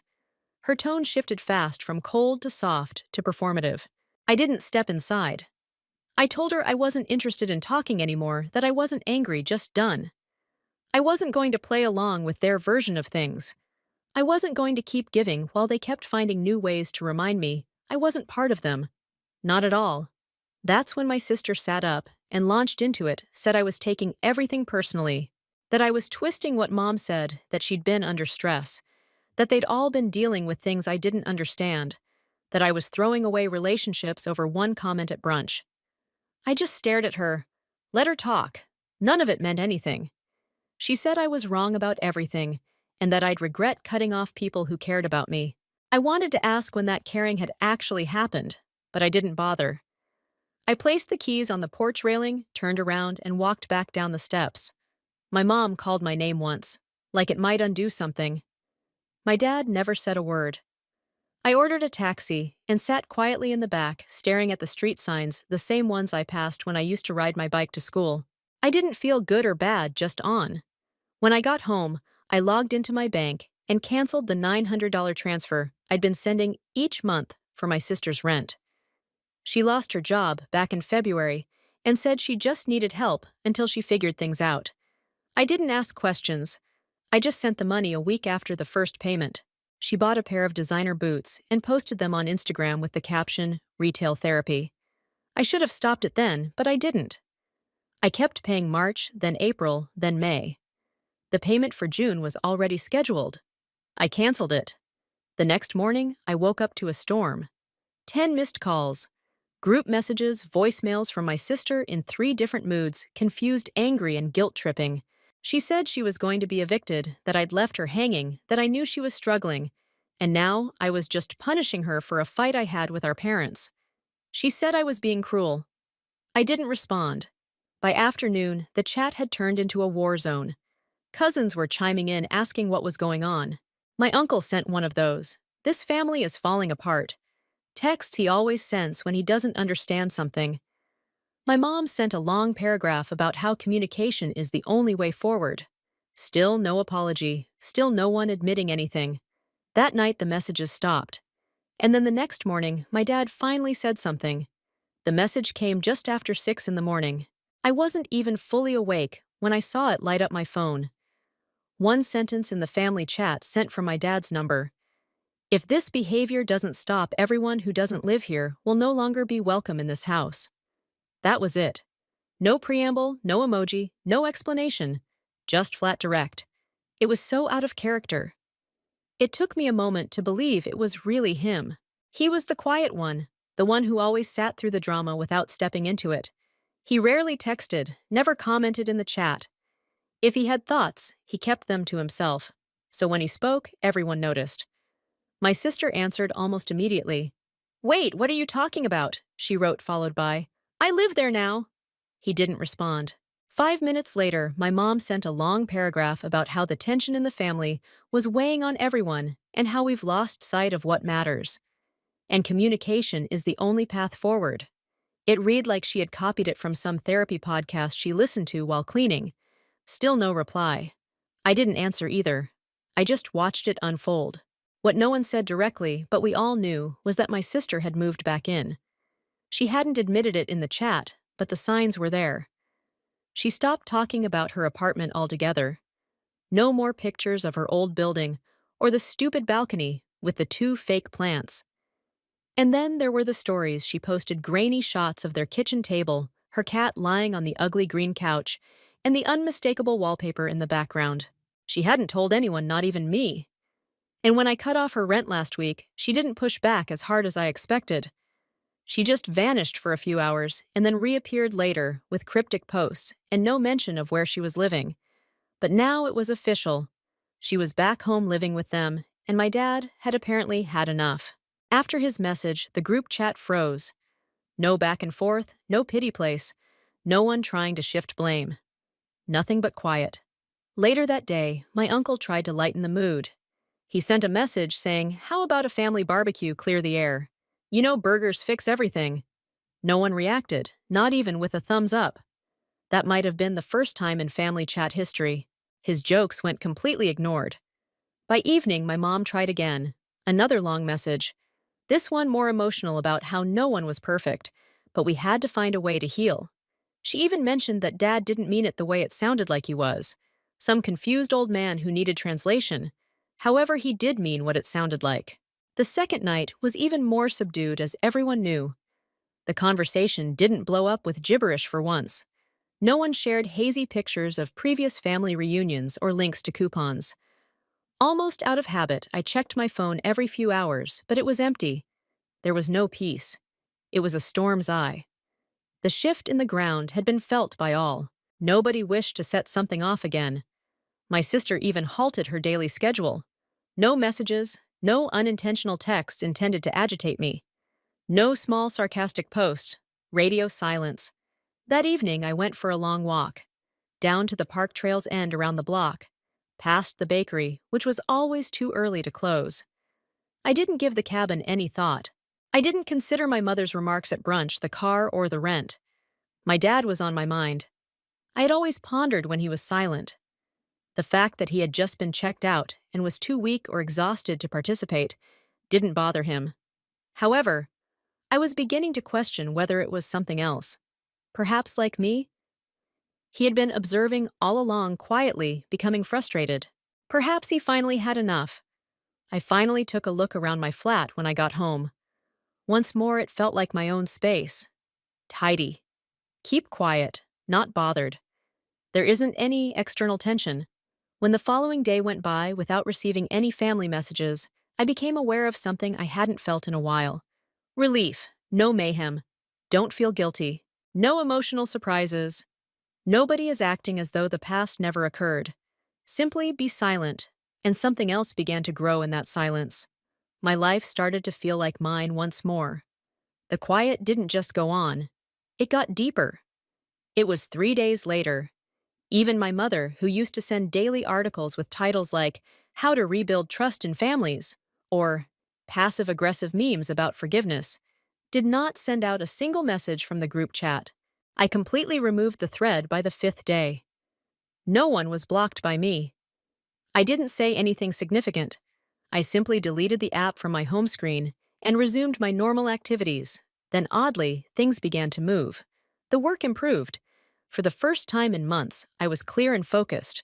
I wasn't bringing unnoticed burdens to every meeting. After spending so much time waiting for the next text, I managed to get through 4 days without being distracted by the buzz of it. It simply became quiet. I went back to cooking. I returned to the fitness center. I can't recall who used to be in the passenger seat, but I just wanted to drive, so I rented a car for a weekend road trip. No commitments, no expectations, only me. My sister then called me on the 6th day. I rang it out. Her voicemail was left. She spoke in a controlled but strained tone. She claimed that she needed to talk because things had gotten out of control and that her father's message had shocked everyone. Mom was now tense and cautiously moving about the house. She said she needed my assistance in trying to fix it. Then she said it. "I know you canceled the rent, but I'll figure it out if you could just cover July for one last time." I didn't return the call. She texted that evening. "Really, are you just going to abandon me?" What a brunch remark. Adult up. I also didn't respond to that. The explosion began the following morning. I got a private message from a cousin who wanted to know what had happened and why. Everyone was pretending that someone had passed away. In a fresh voicemail, my uncle accused me of being immature and aloof. I didn't bother to read the paragraph my mother wrote. The preview appeared in my notifications. It began with, "My sister's hurt was the one that stuck, but you're not the only one who has experienced it." She wrote later that evening, "They are discussing forcing me to leave. Dad refuses to talk to me at all. Do you really think you can watch that happen?" It wasn't apologies, but it was desperate. Nothing she had done had been acknowledged. No acknowledgement of my experiences, merely an expectation. I still believe that I will always succeed. I didn't respond. I received a notification from an old family group thread that I had not yet muted 2 days later. My dad sent me a single message. I commanded everyone to halt. You won't have this house if you continue to push. After that, nobody responded. Not even her. The family group fell silent once more after my dad's second message. This time longer. 3 whole days. Nothing. It was the sort of quiet that isn't calming. It just loaded, as if they were all holding their breath, awaiting the 4th day to see who breaks first. At the pharmacy, I was waiting in line when I received a text from an unfamiliar number. It was merely a Facebook post link. Just the link with no message. I gave it a tap. My sister was the one. A lengthy public article about toxic families and how some people act helpful only to manipulate you later. Although she didn't use my name, it was clear who she was referring to. She wrote about a certain sibling who had abandoned her financially and unjustly incited the entire family against her. Comments were flooding in. "You deserve better," her friends said in their comments, and permanently cut them off. I remained silent. I took a screenshot, but I didn't message her. My mom texted me that same evening. "We must speak. It's crucial." I chose to ignore it. Everything broke around 9:30 a.m. the following morning. Ben, my cousin, gave me a direct call. He was one of the few who hadn't taken sides yet, but I nearly didn't respond. "Hey man," he said. "Have you had any conversations today?" "No. Your sister is no longer residing there." I stopped. "What are you saying?" "She arrived at my house last night crying and carrying bags. Claimed that your father threatened to throw out her belongings if she didn't leave." I waited. "Did he say that, really?" "I'm not sure what exactly happened, but it seems like your mom has been phoning people this morning to say she didn't know he would go that far." I was surprised by that because of how cold he had been lately. He wouldn't really throw her out, in my opinion. However, it is possible that I misjudged his level of disengagement from the entire situation. Perhaps I wasn't alone. He had had enough. Perhaps he had been silently observing it all for years, the same as mine. At last, he lost his temper. I was still on the call when my phone buzzed once more. The subject line of the email read, "Termination of Joint Account Authorization." My dad gave it to me.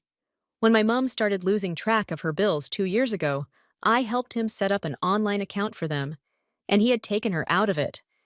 It appears that he never changed the backup contact, even though I shouldn't have admin alerts anymore. Within an hour more arrived, including a voicemail from my mother, a change to the utilities account, a canceled recurring insurance payment, and one that was in her name. She didn't sound sad or measured this time. It was furious. She claimed that this is what happens when you allow things to fester, and that my dad was being unreasonable by punishing all of us. I should come talk to him, not her, she said. That bit stayed with me. They had lost their unity. They would part ways, not formally, but in an unspoken household split of some sort. That evening, I didn't return the call. Perched on my balcony, I gazed out over the city. It seemed far away, as if it were happening to another person. And I didn't feel caught up in their chaos for the first time in years. I felt no culpability. I was liberated. It was 2 weeks later, not even a message. Neither my mom nor my uncle tried to stir things up with a forwarded article.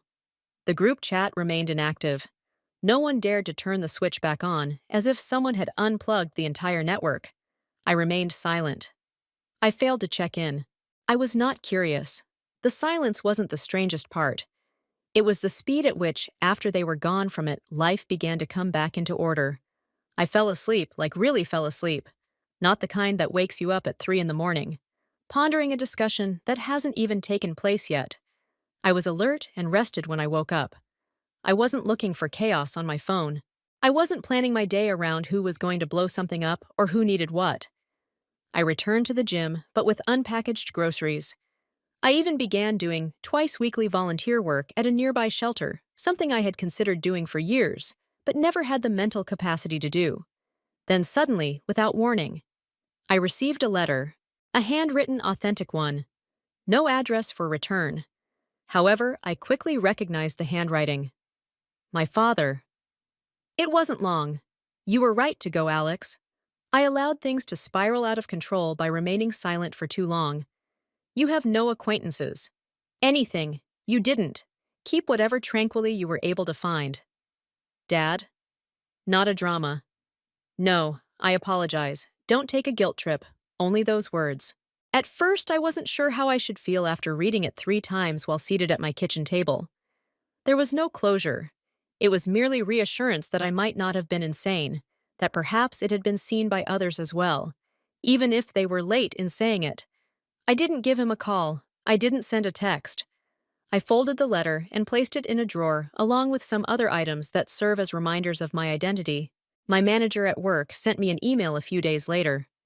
The company had saved more than anticipated thanks to the project I had been leading, which I believed no one was interested in. I was getting promoted. Larger title, better times, more authority. That same day, I agreed to it, without hesitation.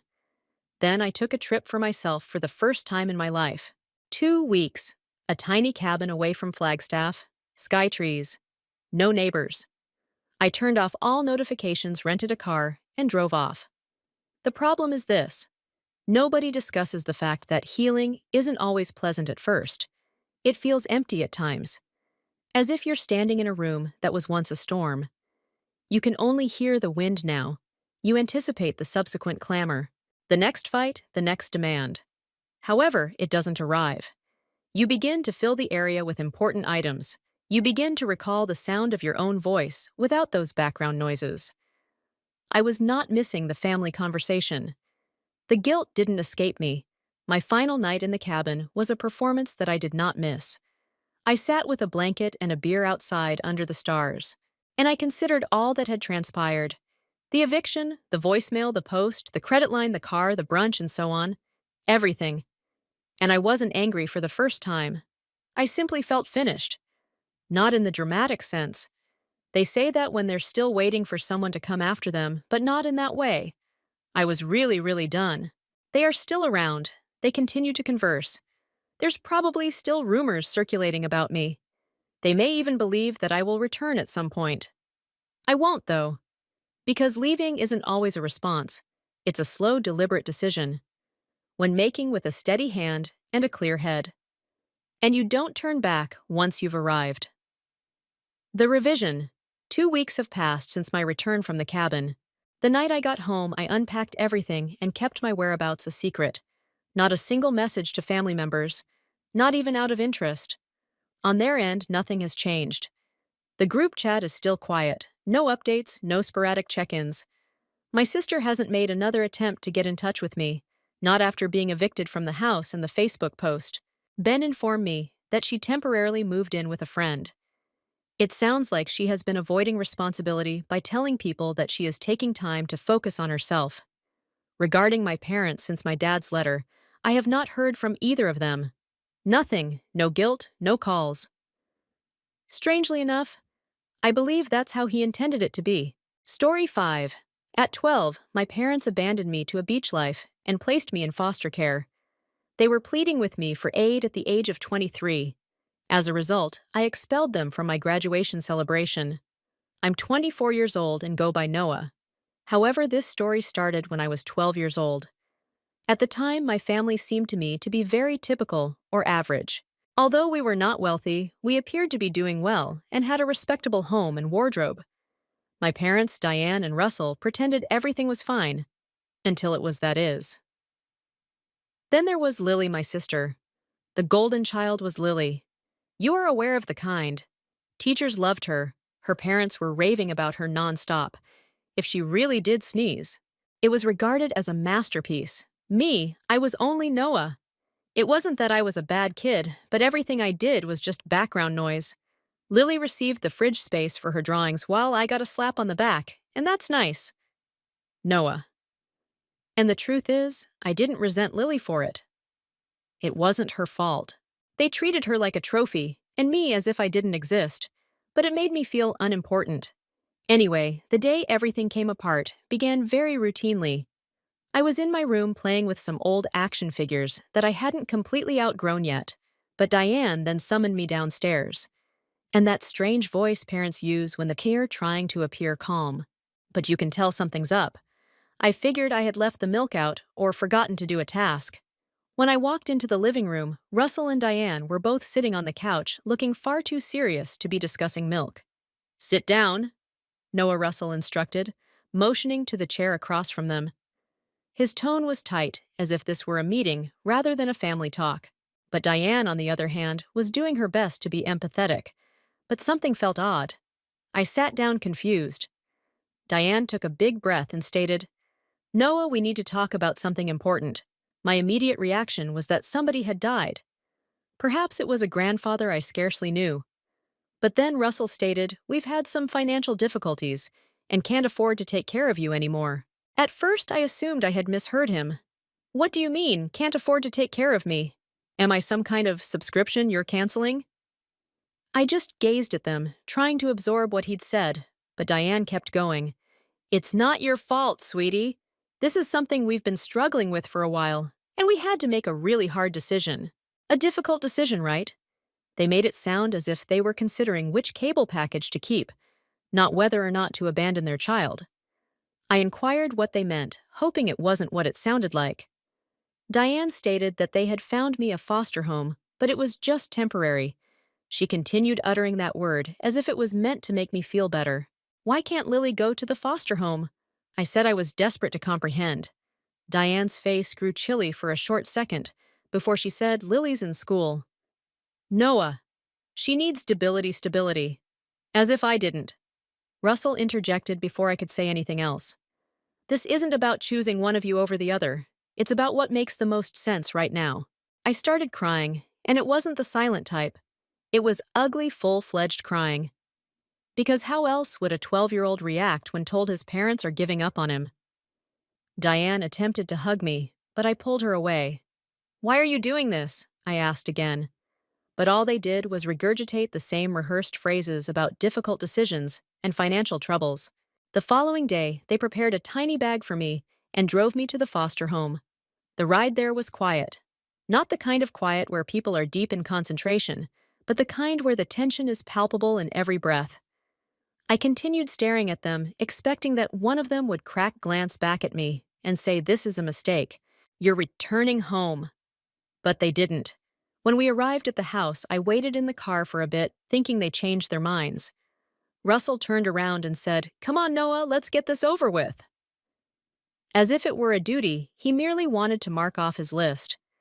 I got out of the car, clutching the duffel bag they had packed for me. The foster parents, Mr. and Mrs. Bennett, were standing at the entrance. They appeared pleasant, but I scarcely noticed them. All I could think of was that my parents were ready to leave me there. Diane knelt in front of me and said, "We love you, Noah. This isn't goodbye forever. Just give it some time, okay?" She kissed my forehead, but it didn't seem reassuring. It felt as if someone had stamped a return label on me. Russell shook my hand. Neither a hug nor a handshake, like I was a distant cousin. He hardly knew. Then they were gone. I stood on the porch watching their car disappear down the street, my chest feeling heavier by the second. I kept thinking they'll be back. They need to come back. However, they didn't. That night, I kept repeating the day in my mind. What did I do wrong? Was I not good enough? Why Lily, not me? Those questions stayed with me for weeks. The worst part was that I had no answers.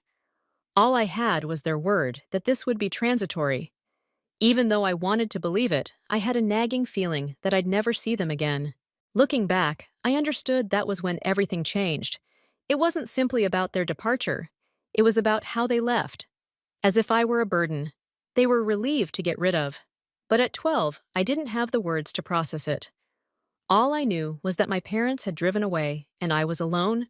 Over the next 3 days, the Bennetts attempted to make me feel at ease.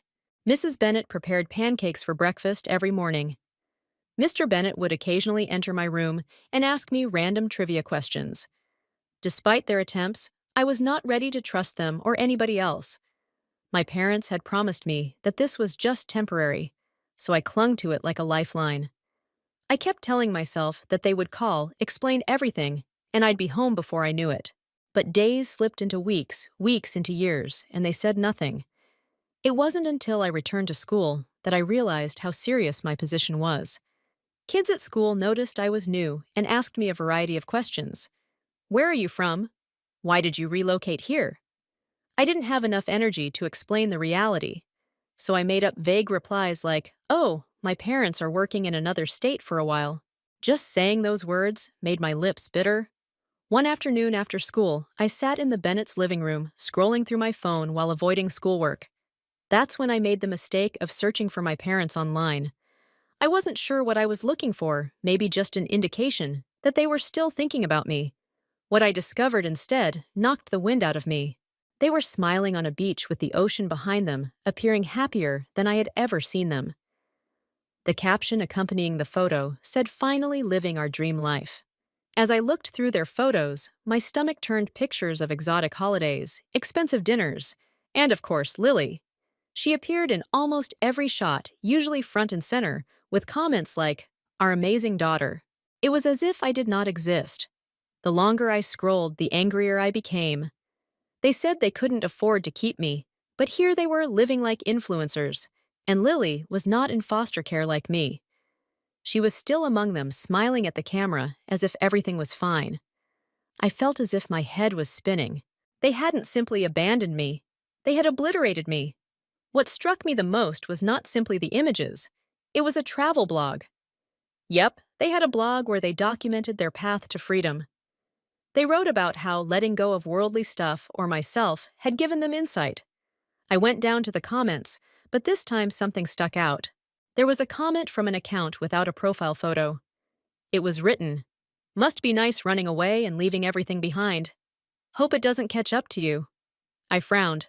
The comments felt cutting, as if they were meant to cut through whatever shiny picture Russell and Diane were attempting to present.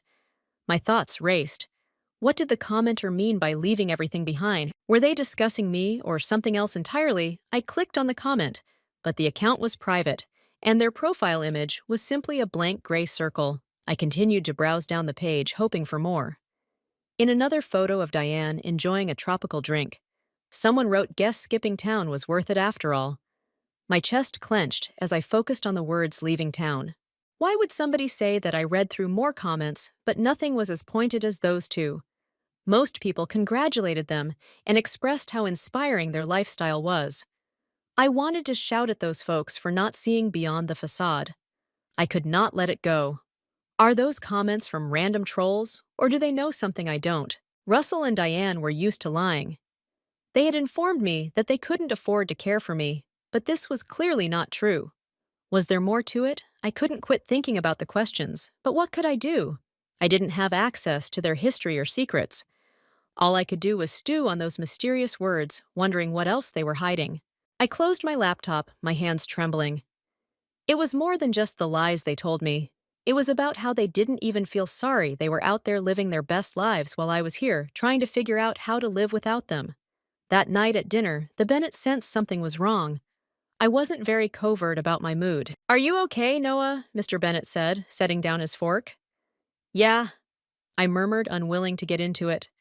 But Mrs. Bennett was not the sort to take things lightly. "You don't have to tell us if you're not ready. But if something's bothering you, we're here," she replied softly. I glanced at them. These individuals who hardly knew me, but seemed to care more than my own parents had. For some reason, I broke. I told them everything, the blog, the photos, and the captions. I anticipated them to tell me to stop looking, or that it wasn't important. But they didn't. Mrs. Bennett simply listened. Her eyes filled with the quiet sympathy I was still adjusting to. Mr. Bennett, however, appeared enraged. "You have every right to be angry," he stated, leaning forward. "What they did to you, that's not on you. That's on them. And don't let anyone make you think otherwise." It wasn't a big speech, but it hit me for the first time. Someone admitted that what had transpired was not my fault. Over the next 2 weeks, I became more accustomed to life with the Bennetts. They were not flawless, but they were consistent. They inquired about my day, assisted me with my homework, and encouraged me to try new activities. I even started to open up at school, joining a few groups and meeting friends. But my resentment of my parents persisted. If anything, it expanded. But I knew one thing: I would not let their decision define me. So I started joining school clubs. Not because I suddenly wanted to be the most social kid on the planet, but because I needed to keep myself busy. I joined the debate team first. I figured I was used to debating thanks to Russell and Diane, so why not put it to use? It turns out that I was pretty excellent at it. Then I took a part-time job. Mr. Bennett had been hinting for weeks that I may like to spend some money, so I relented and applied at a neighborhood bookstore. It wasn't flashy, but I liked being surrounded by books and people who are willing to talk about them. Furthermore, it provided me with a small taste of independence. Every payment seemed like a step toward a future that was uniquely mine. Somewhere along the way, I met Marco. Marco treated me like a regular child, not a charity case. When I told him about my parents, he merely nodded and said, "That's messed up, man. Want to play video games?" When I got home from school one afternoon, I noticed that the house was unusually quiet. Mrs. Bennett would usually be in the kitchen, humming along to an oldies song, while Mr. Bennett worked on something in the garage. However, this time, I heard hushed conversations coming from the dining room. I paused in the corridor just out of sight, straining to listen.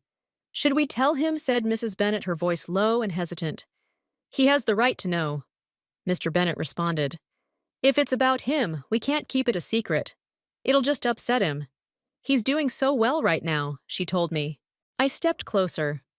"What exactly were they talking about?" "We should at least wait until we know more," Mrs. Bennett said. "This letter doesn't explain much. It could be nothing." I leaned against the wall, my heart racing. "Is this a letter about me?" Before I could figure out how to inquire without sounding like I was eavesdropping. Mr. Bennett groaned. "Fine, we'll wait. But if they contact us again, we have to come clean." I heard footsteps approaching the living room and quickly ducked into the kitchen, claiming I had just walked in. Mrs. Bennett smiled at me, but I couldn't shake the feeling that something was wrong. Later that night, when everyone was asleep, I sneaked into the dining room. I knew I shouldn't spy, but I couldn't stop myself. On the table was a stack of mail, and near the bottom, I noticed an envelope with my name on it. I hesitated to pick it up. The return address was from a law firm. As I opened it and read the first few lines, my stomach churned. "To whom it may concern. This is a notice regarding unresolved debts associated with Gregory and Diane. As Noah's guardians, we require all pertinent documents addressing the family's financial status during—" I paused reading, my hands trembling. Debts. Was this what Russell and Diane had been running from? Had they dismissed me? Not because they couldn't afford me, but because they couldn't accept their own mistakes. I tucked the letter back into the envelope and returned it to the stack, attempting to make it appear that I had not touched it. My thoughts raced. I wasn't sure what to do with this information, but one thing was clear. Russell and Diane had been lying about more than just their financial problems. By the age of 16, things began to make sense. I'd been working hard in school, juggling my job and extracurricular activities, and it was paying off. My grades were strong, and my debate coach told me I had a good chance of receiving a scholarship. That was the first time I allowed myself to picture a future that did not include my parents or their problems. It felt freeing, actually. The scholarship became a reality. I still recall the day I received the letter. I applied on a whim, believing there was little chance I'd get it. When I opened the package and saw the words "full ride," I could not believe it. I dashed downstairs to show the Bennetts, who were literally beaming with delight. Mrs. Bennett grabbed me tightly, and Mr. Bennett repeatedly said I knew it. "I knew you could do it." That night, I decided to post the news on social media. I wasn't usually one to disclose personal information, but this seemed like a time worth celebrating. I wrote something short and sweet about how hard effort pays off and how grateful I was for the help I had received. The remarks started coming in almost immediately. Friends from school teachers and even random classmates that I hardly knew. However, there was one comment that made my stomach drop. It came from Diane. "We're so proud of you, Noah. Let's reconnect soon." Proud of myself. After everything, I stared at the comment for what felt like an eternity, my rage rising to the surface again. They didn't just make a comment. It was so casual, as if we were distant relatives who had lost touch rather than parents who had entirely abandoned their son. I did not respond. What could I possibly say? Instead, I deleted their comments and blocked them both.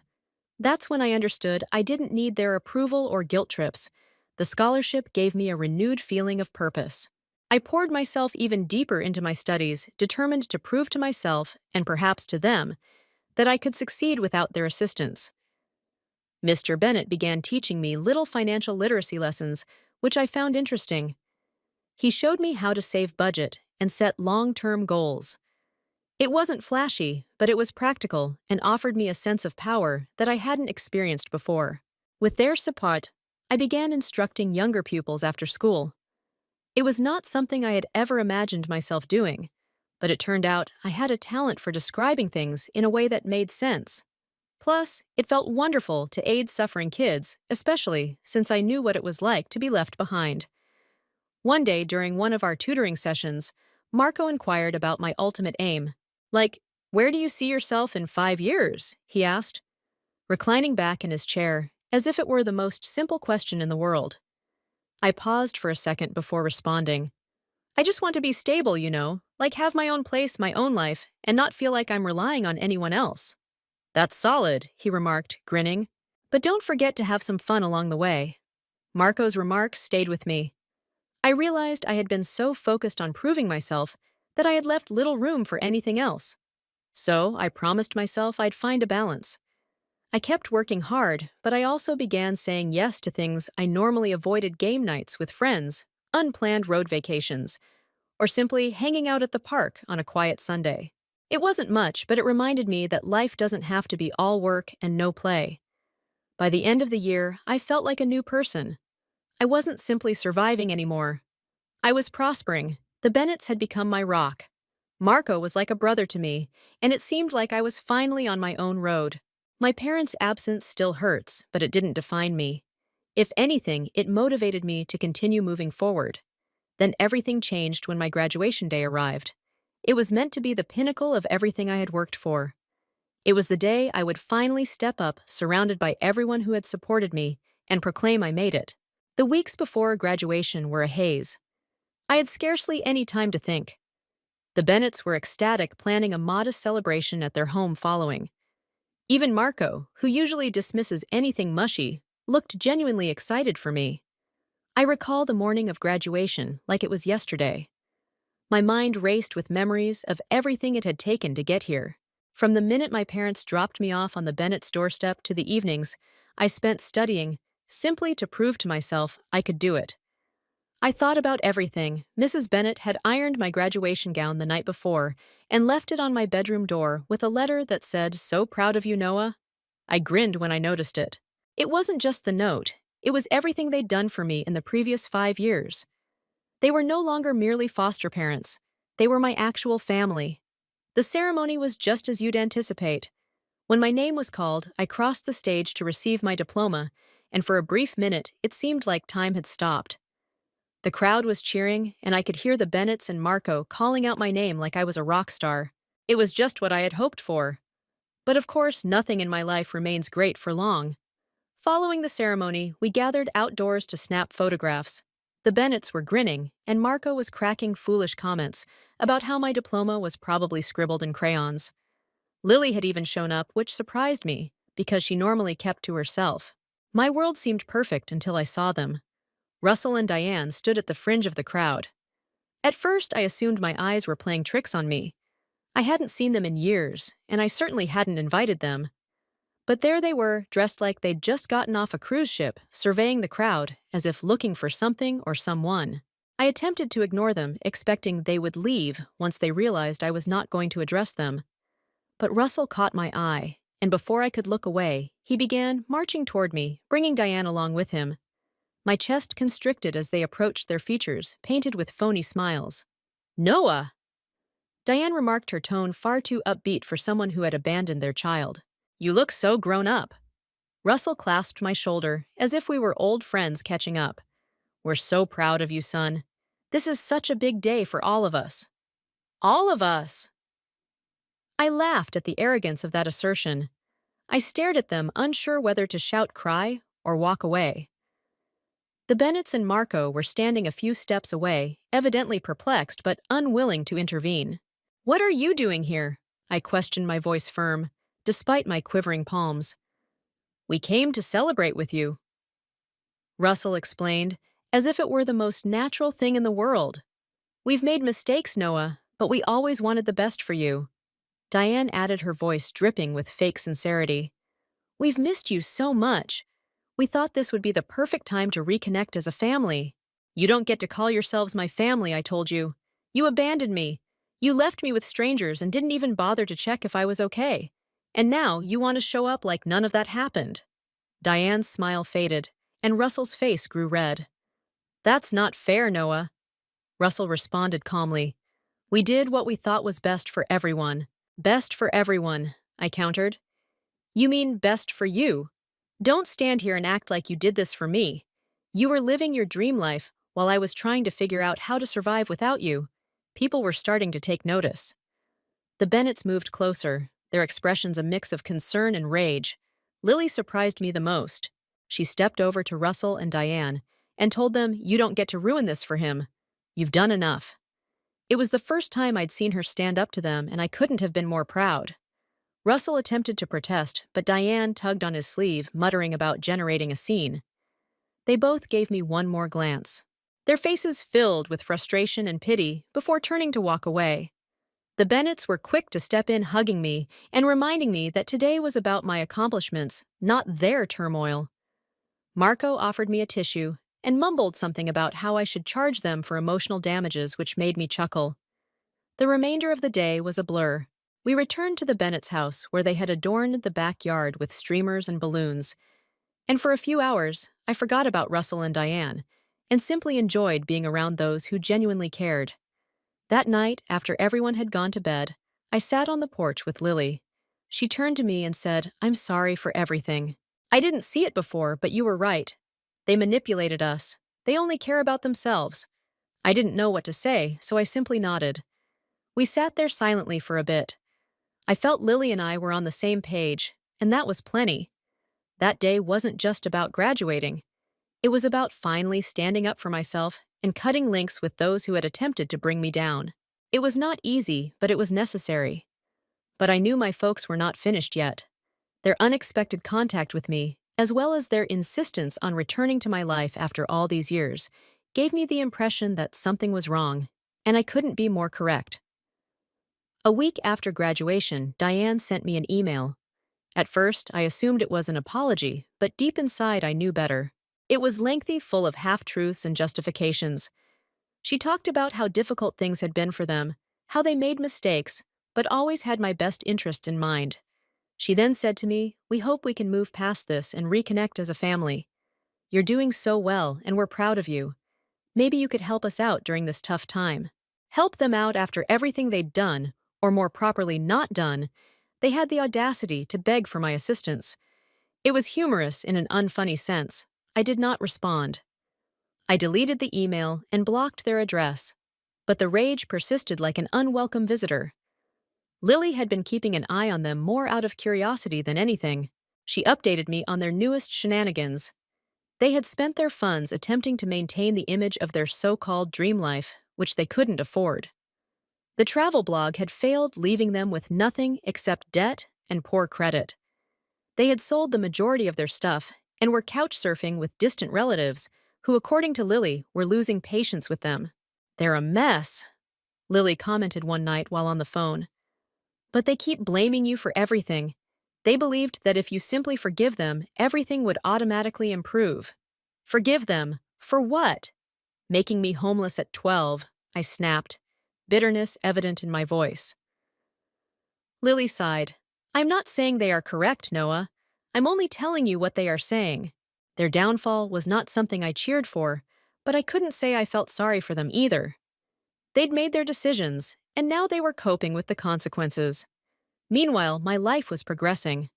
One afternoon, I received a notification on my phone that left me dumbfounded. Russell and Diane had found me on LinkedIn. They'd commented on a post I'd written about my future scholarship, saying, We're so proud of you, Noah. Let's catch up soon. It was almost identical to the comment they had made on my graduation post. I had no idea they knew how LinkedIn operated. I instantly blocked them, but that wasn't enough. They started messaging people in my network, including coworkers, professors, and the Bennetts. The texts were all the same. a combination of guilt-tripping and plain lies about how I had abandoned them. One of the messages got to my employer at the bookshop, who called me aside one day to inquire what was going on. "Look, I don't want to pry," she explained, "but someone pretending to be your parents sent us an email." It was weird. I felt humiliated. "I'm very sorry," I said. "They are not actually a part of my life. I'll handle it." To her credit, my employer did not press me for information. She simply nodded and added, "Well, if they bother us again, let me know. We have your back." Hearing that was reassuring, but it also showed me how far Russell and Diane were willing to go. They were not only invading my personal life, but also attempting to undermine my professional one. Around this time, Lily stepped in, issuing a public statement on social media and calling them out. She didn't hold back, telling us how they abandoned both of us and refused to accept responsibility for their actions. "Noah and I have fought hard to rebuild our lives without their help," she wrote. "We do not owe them anything." Her post went viral, and hundreds of others commented in support. While it was encouraging to have so many strangers supporting us, it also exacerbated the issue. Russell and Diane began striking out, writing their own dramatic rants about how ungrateful we were and how much they had done for us. Their messages were full of half-truths and plain lies, but as they spoke, more people saw through them. Then Lily called me, her voice strangely enthusiastic. "Do you recall the old storage unit they had? It turns out they stopped paying for it, and the landlord allowed me to take a few items before emptying it out." An hour later, she arrived at my house carrying a damaged cardboard box. "You need to see this," she replied, dropping it on the table.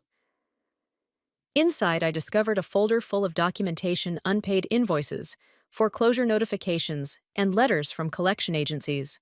My stomach dropped as I flipped through them. "They were living way beyond their means," Lily stated coldly. "Failed enterprises and maxed-out credit cards." It appears that they fled rather than face the situation near the bottom of the stack. A letter from their lawyer drew my attention. It mentioned reforming finances and lowering reliance to cut costs. My name was right there, classified as a liability. I slammed the folder closed, my hands trembling. They didn't leave because they couldn't afford me. I admitted quietly, but they left because it was easier than cleaning up their mess. Lily paused for a time before responding. "I thought you deserved to know." "Thanks," I mumbled. After she departed, I glanced at the folder, torn between destroying it and preserving it as evidence. I ended up keeping it for myself rather than for them. By the time I started college, their reputation had deteriorated. People reported their crowdfunding projects as bogus, and even the family they were residing with had kicked them out. According to Lily, they were living out of their car and still believed I owed the money. Meanwhile, I was thriving. College was all I dreamed for, and I was determined to make the most of my scholarship. I have created a modest side business offering financial literacy classes on campus. It wasn't spectacular, but it felt nice to give back, especially given how much the Bennetts had taught me about money management. One day during my second semester, I received a call from Lily. "You're not going to believe this," she replied, her tone alternately frustrated and disbelieving. "They showed up at my apartment." What I asked as my chest tightened. "They were crying, Noah, begging me to convince you to talk to them. They said they're desperate." I sighed and rubbed my temples. "What did you say I told them to leave?" "I said if they showed up again, I'd call the police." I wasn't sure whether to be angry or relieved. Part of me resented that they were still attempting to draw Lily into their turmoil, but a part of me was proud of her for staying firm. She had come a long way from the timid girl who avoided confrontation at all costs. I did not owe them my forgiveness money or time. I owed myself to continue living the life I want, free of their influence. But of course, Russell and Diane were not finished with me. They were not the type of folks who let go, especially not when they believed there was anything in it for them. It began with strange numbers appearing on my phone at all times of day.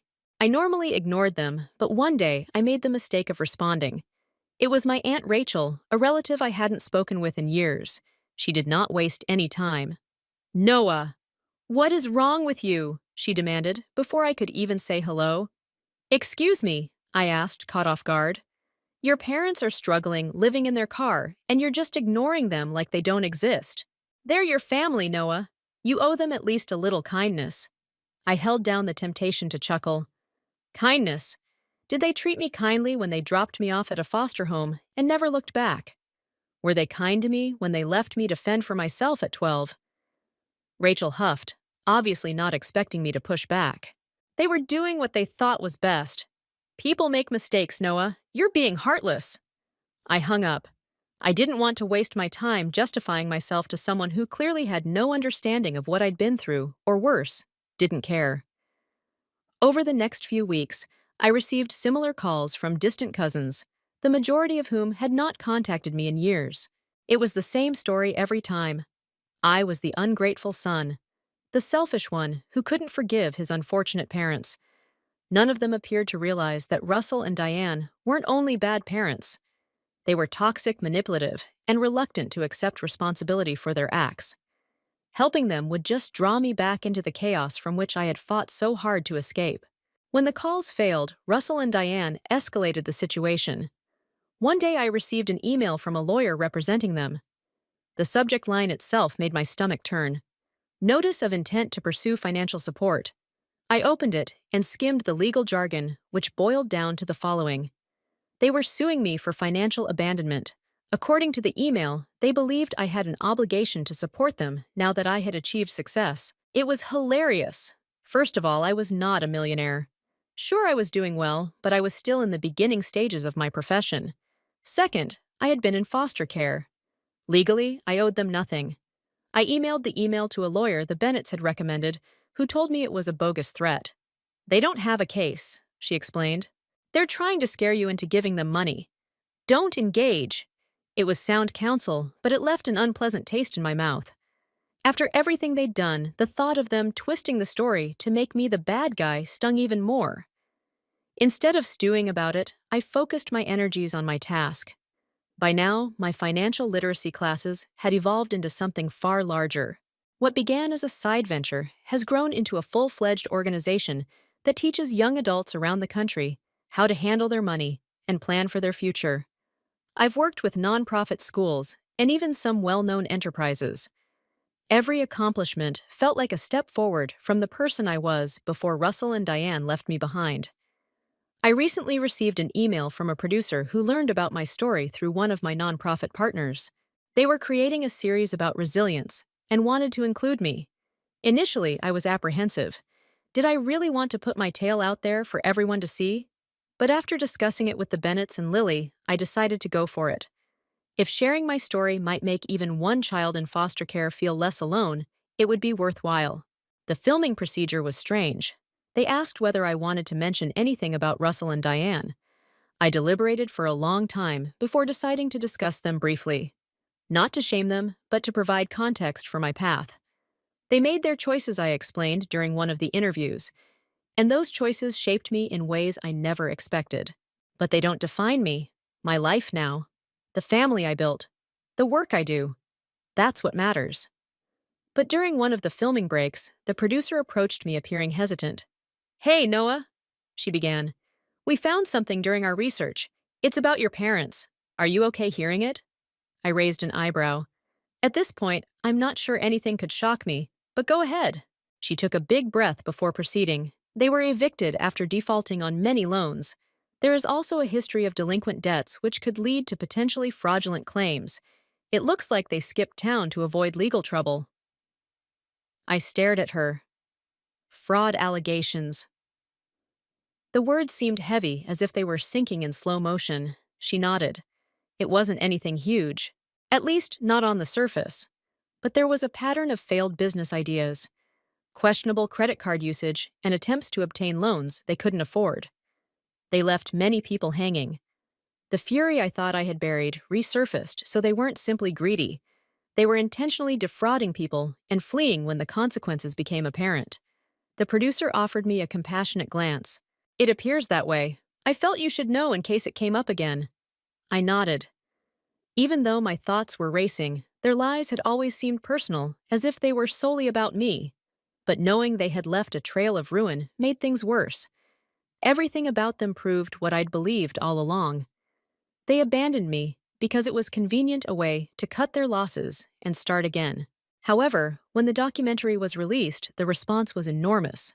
Messages came in from people who had grown up in similar situations, thanking me for telling my tale. Some claimed it gave them hope. Others simply claimed it made them feel seen.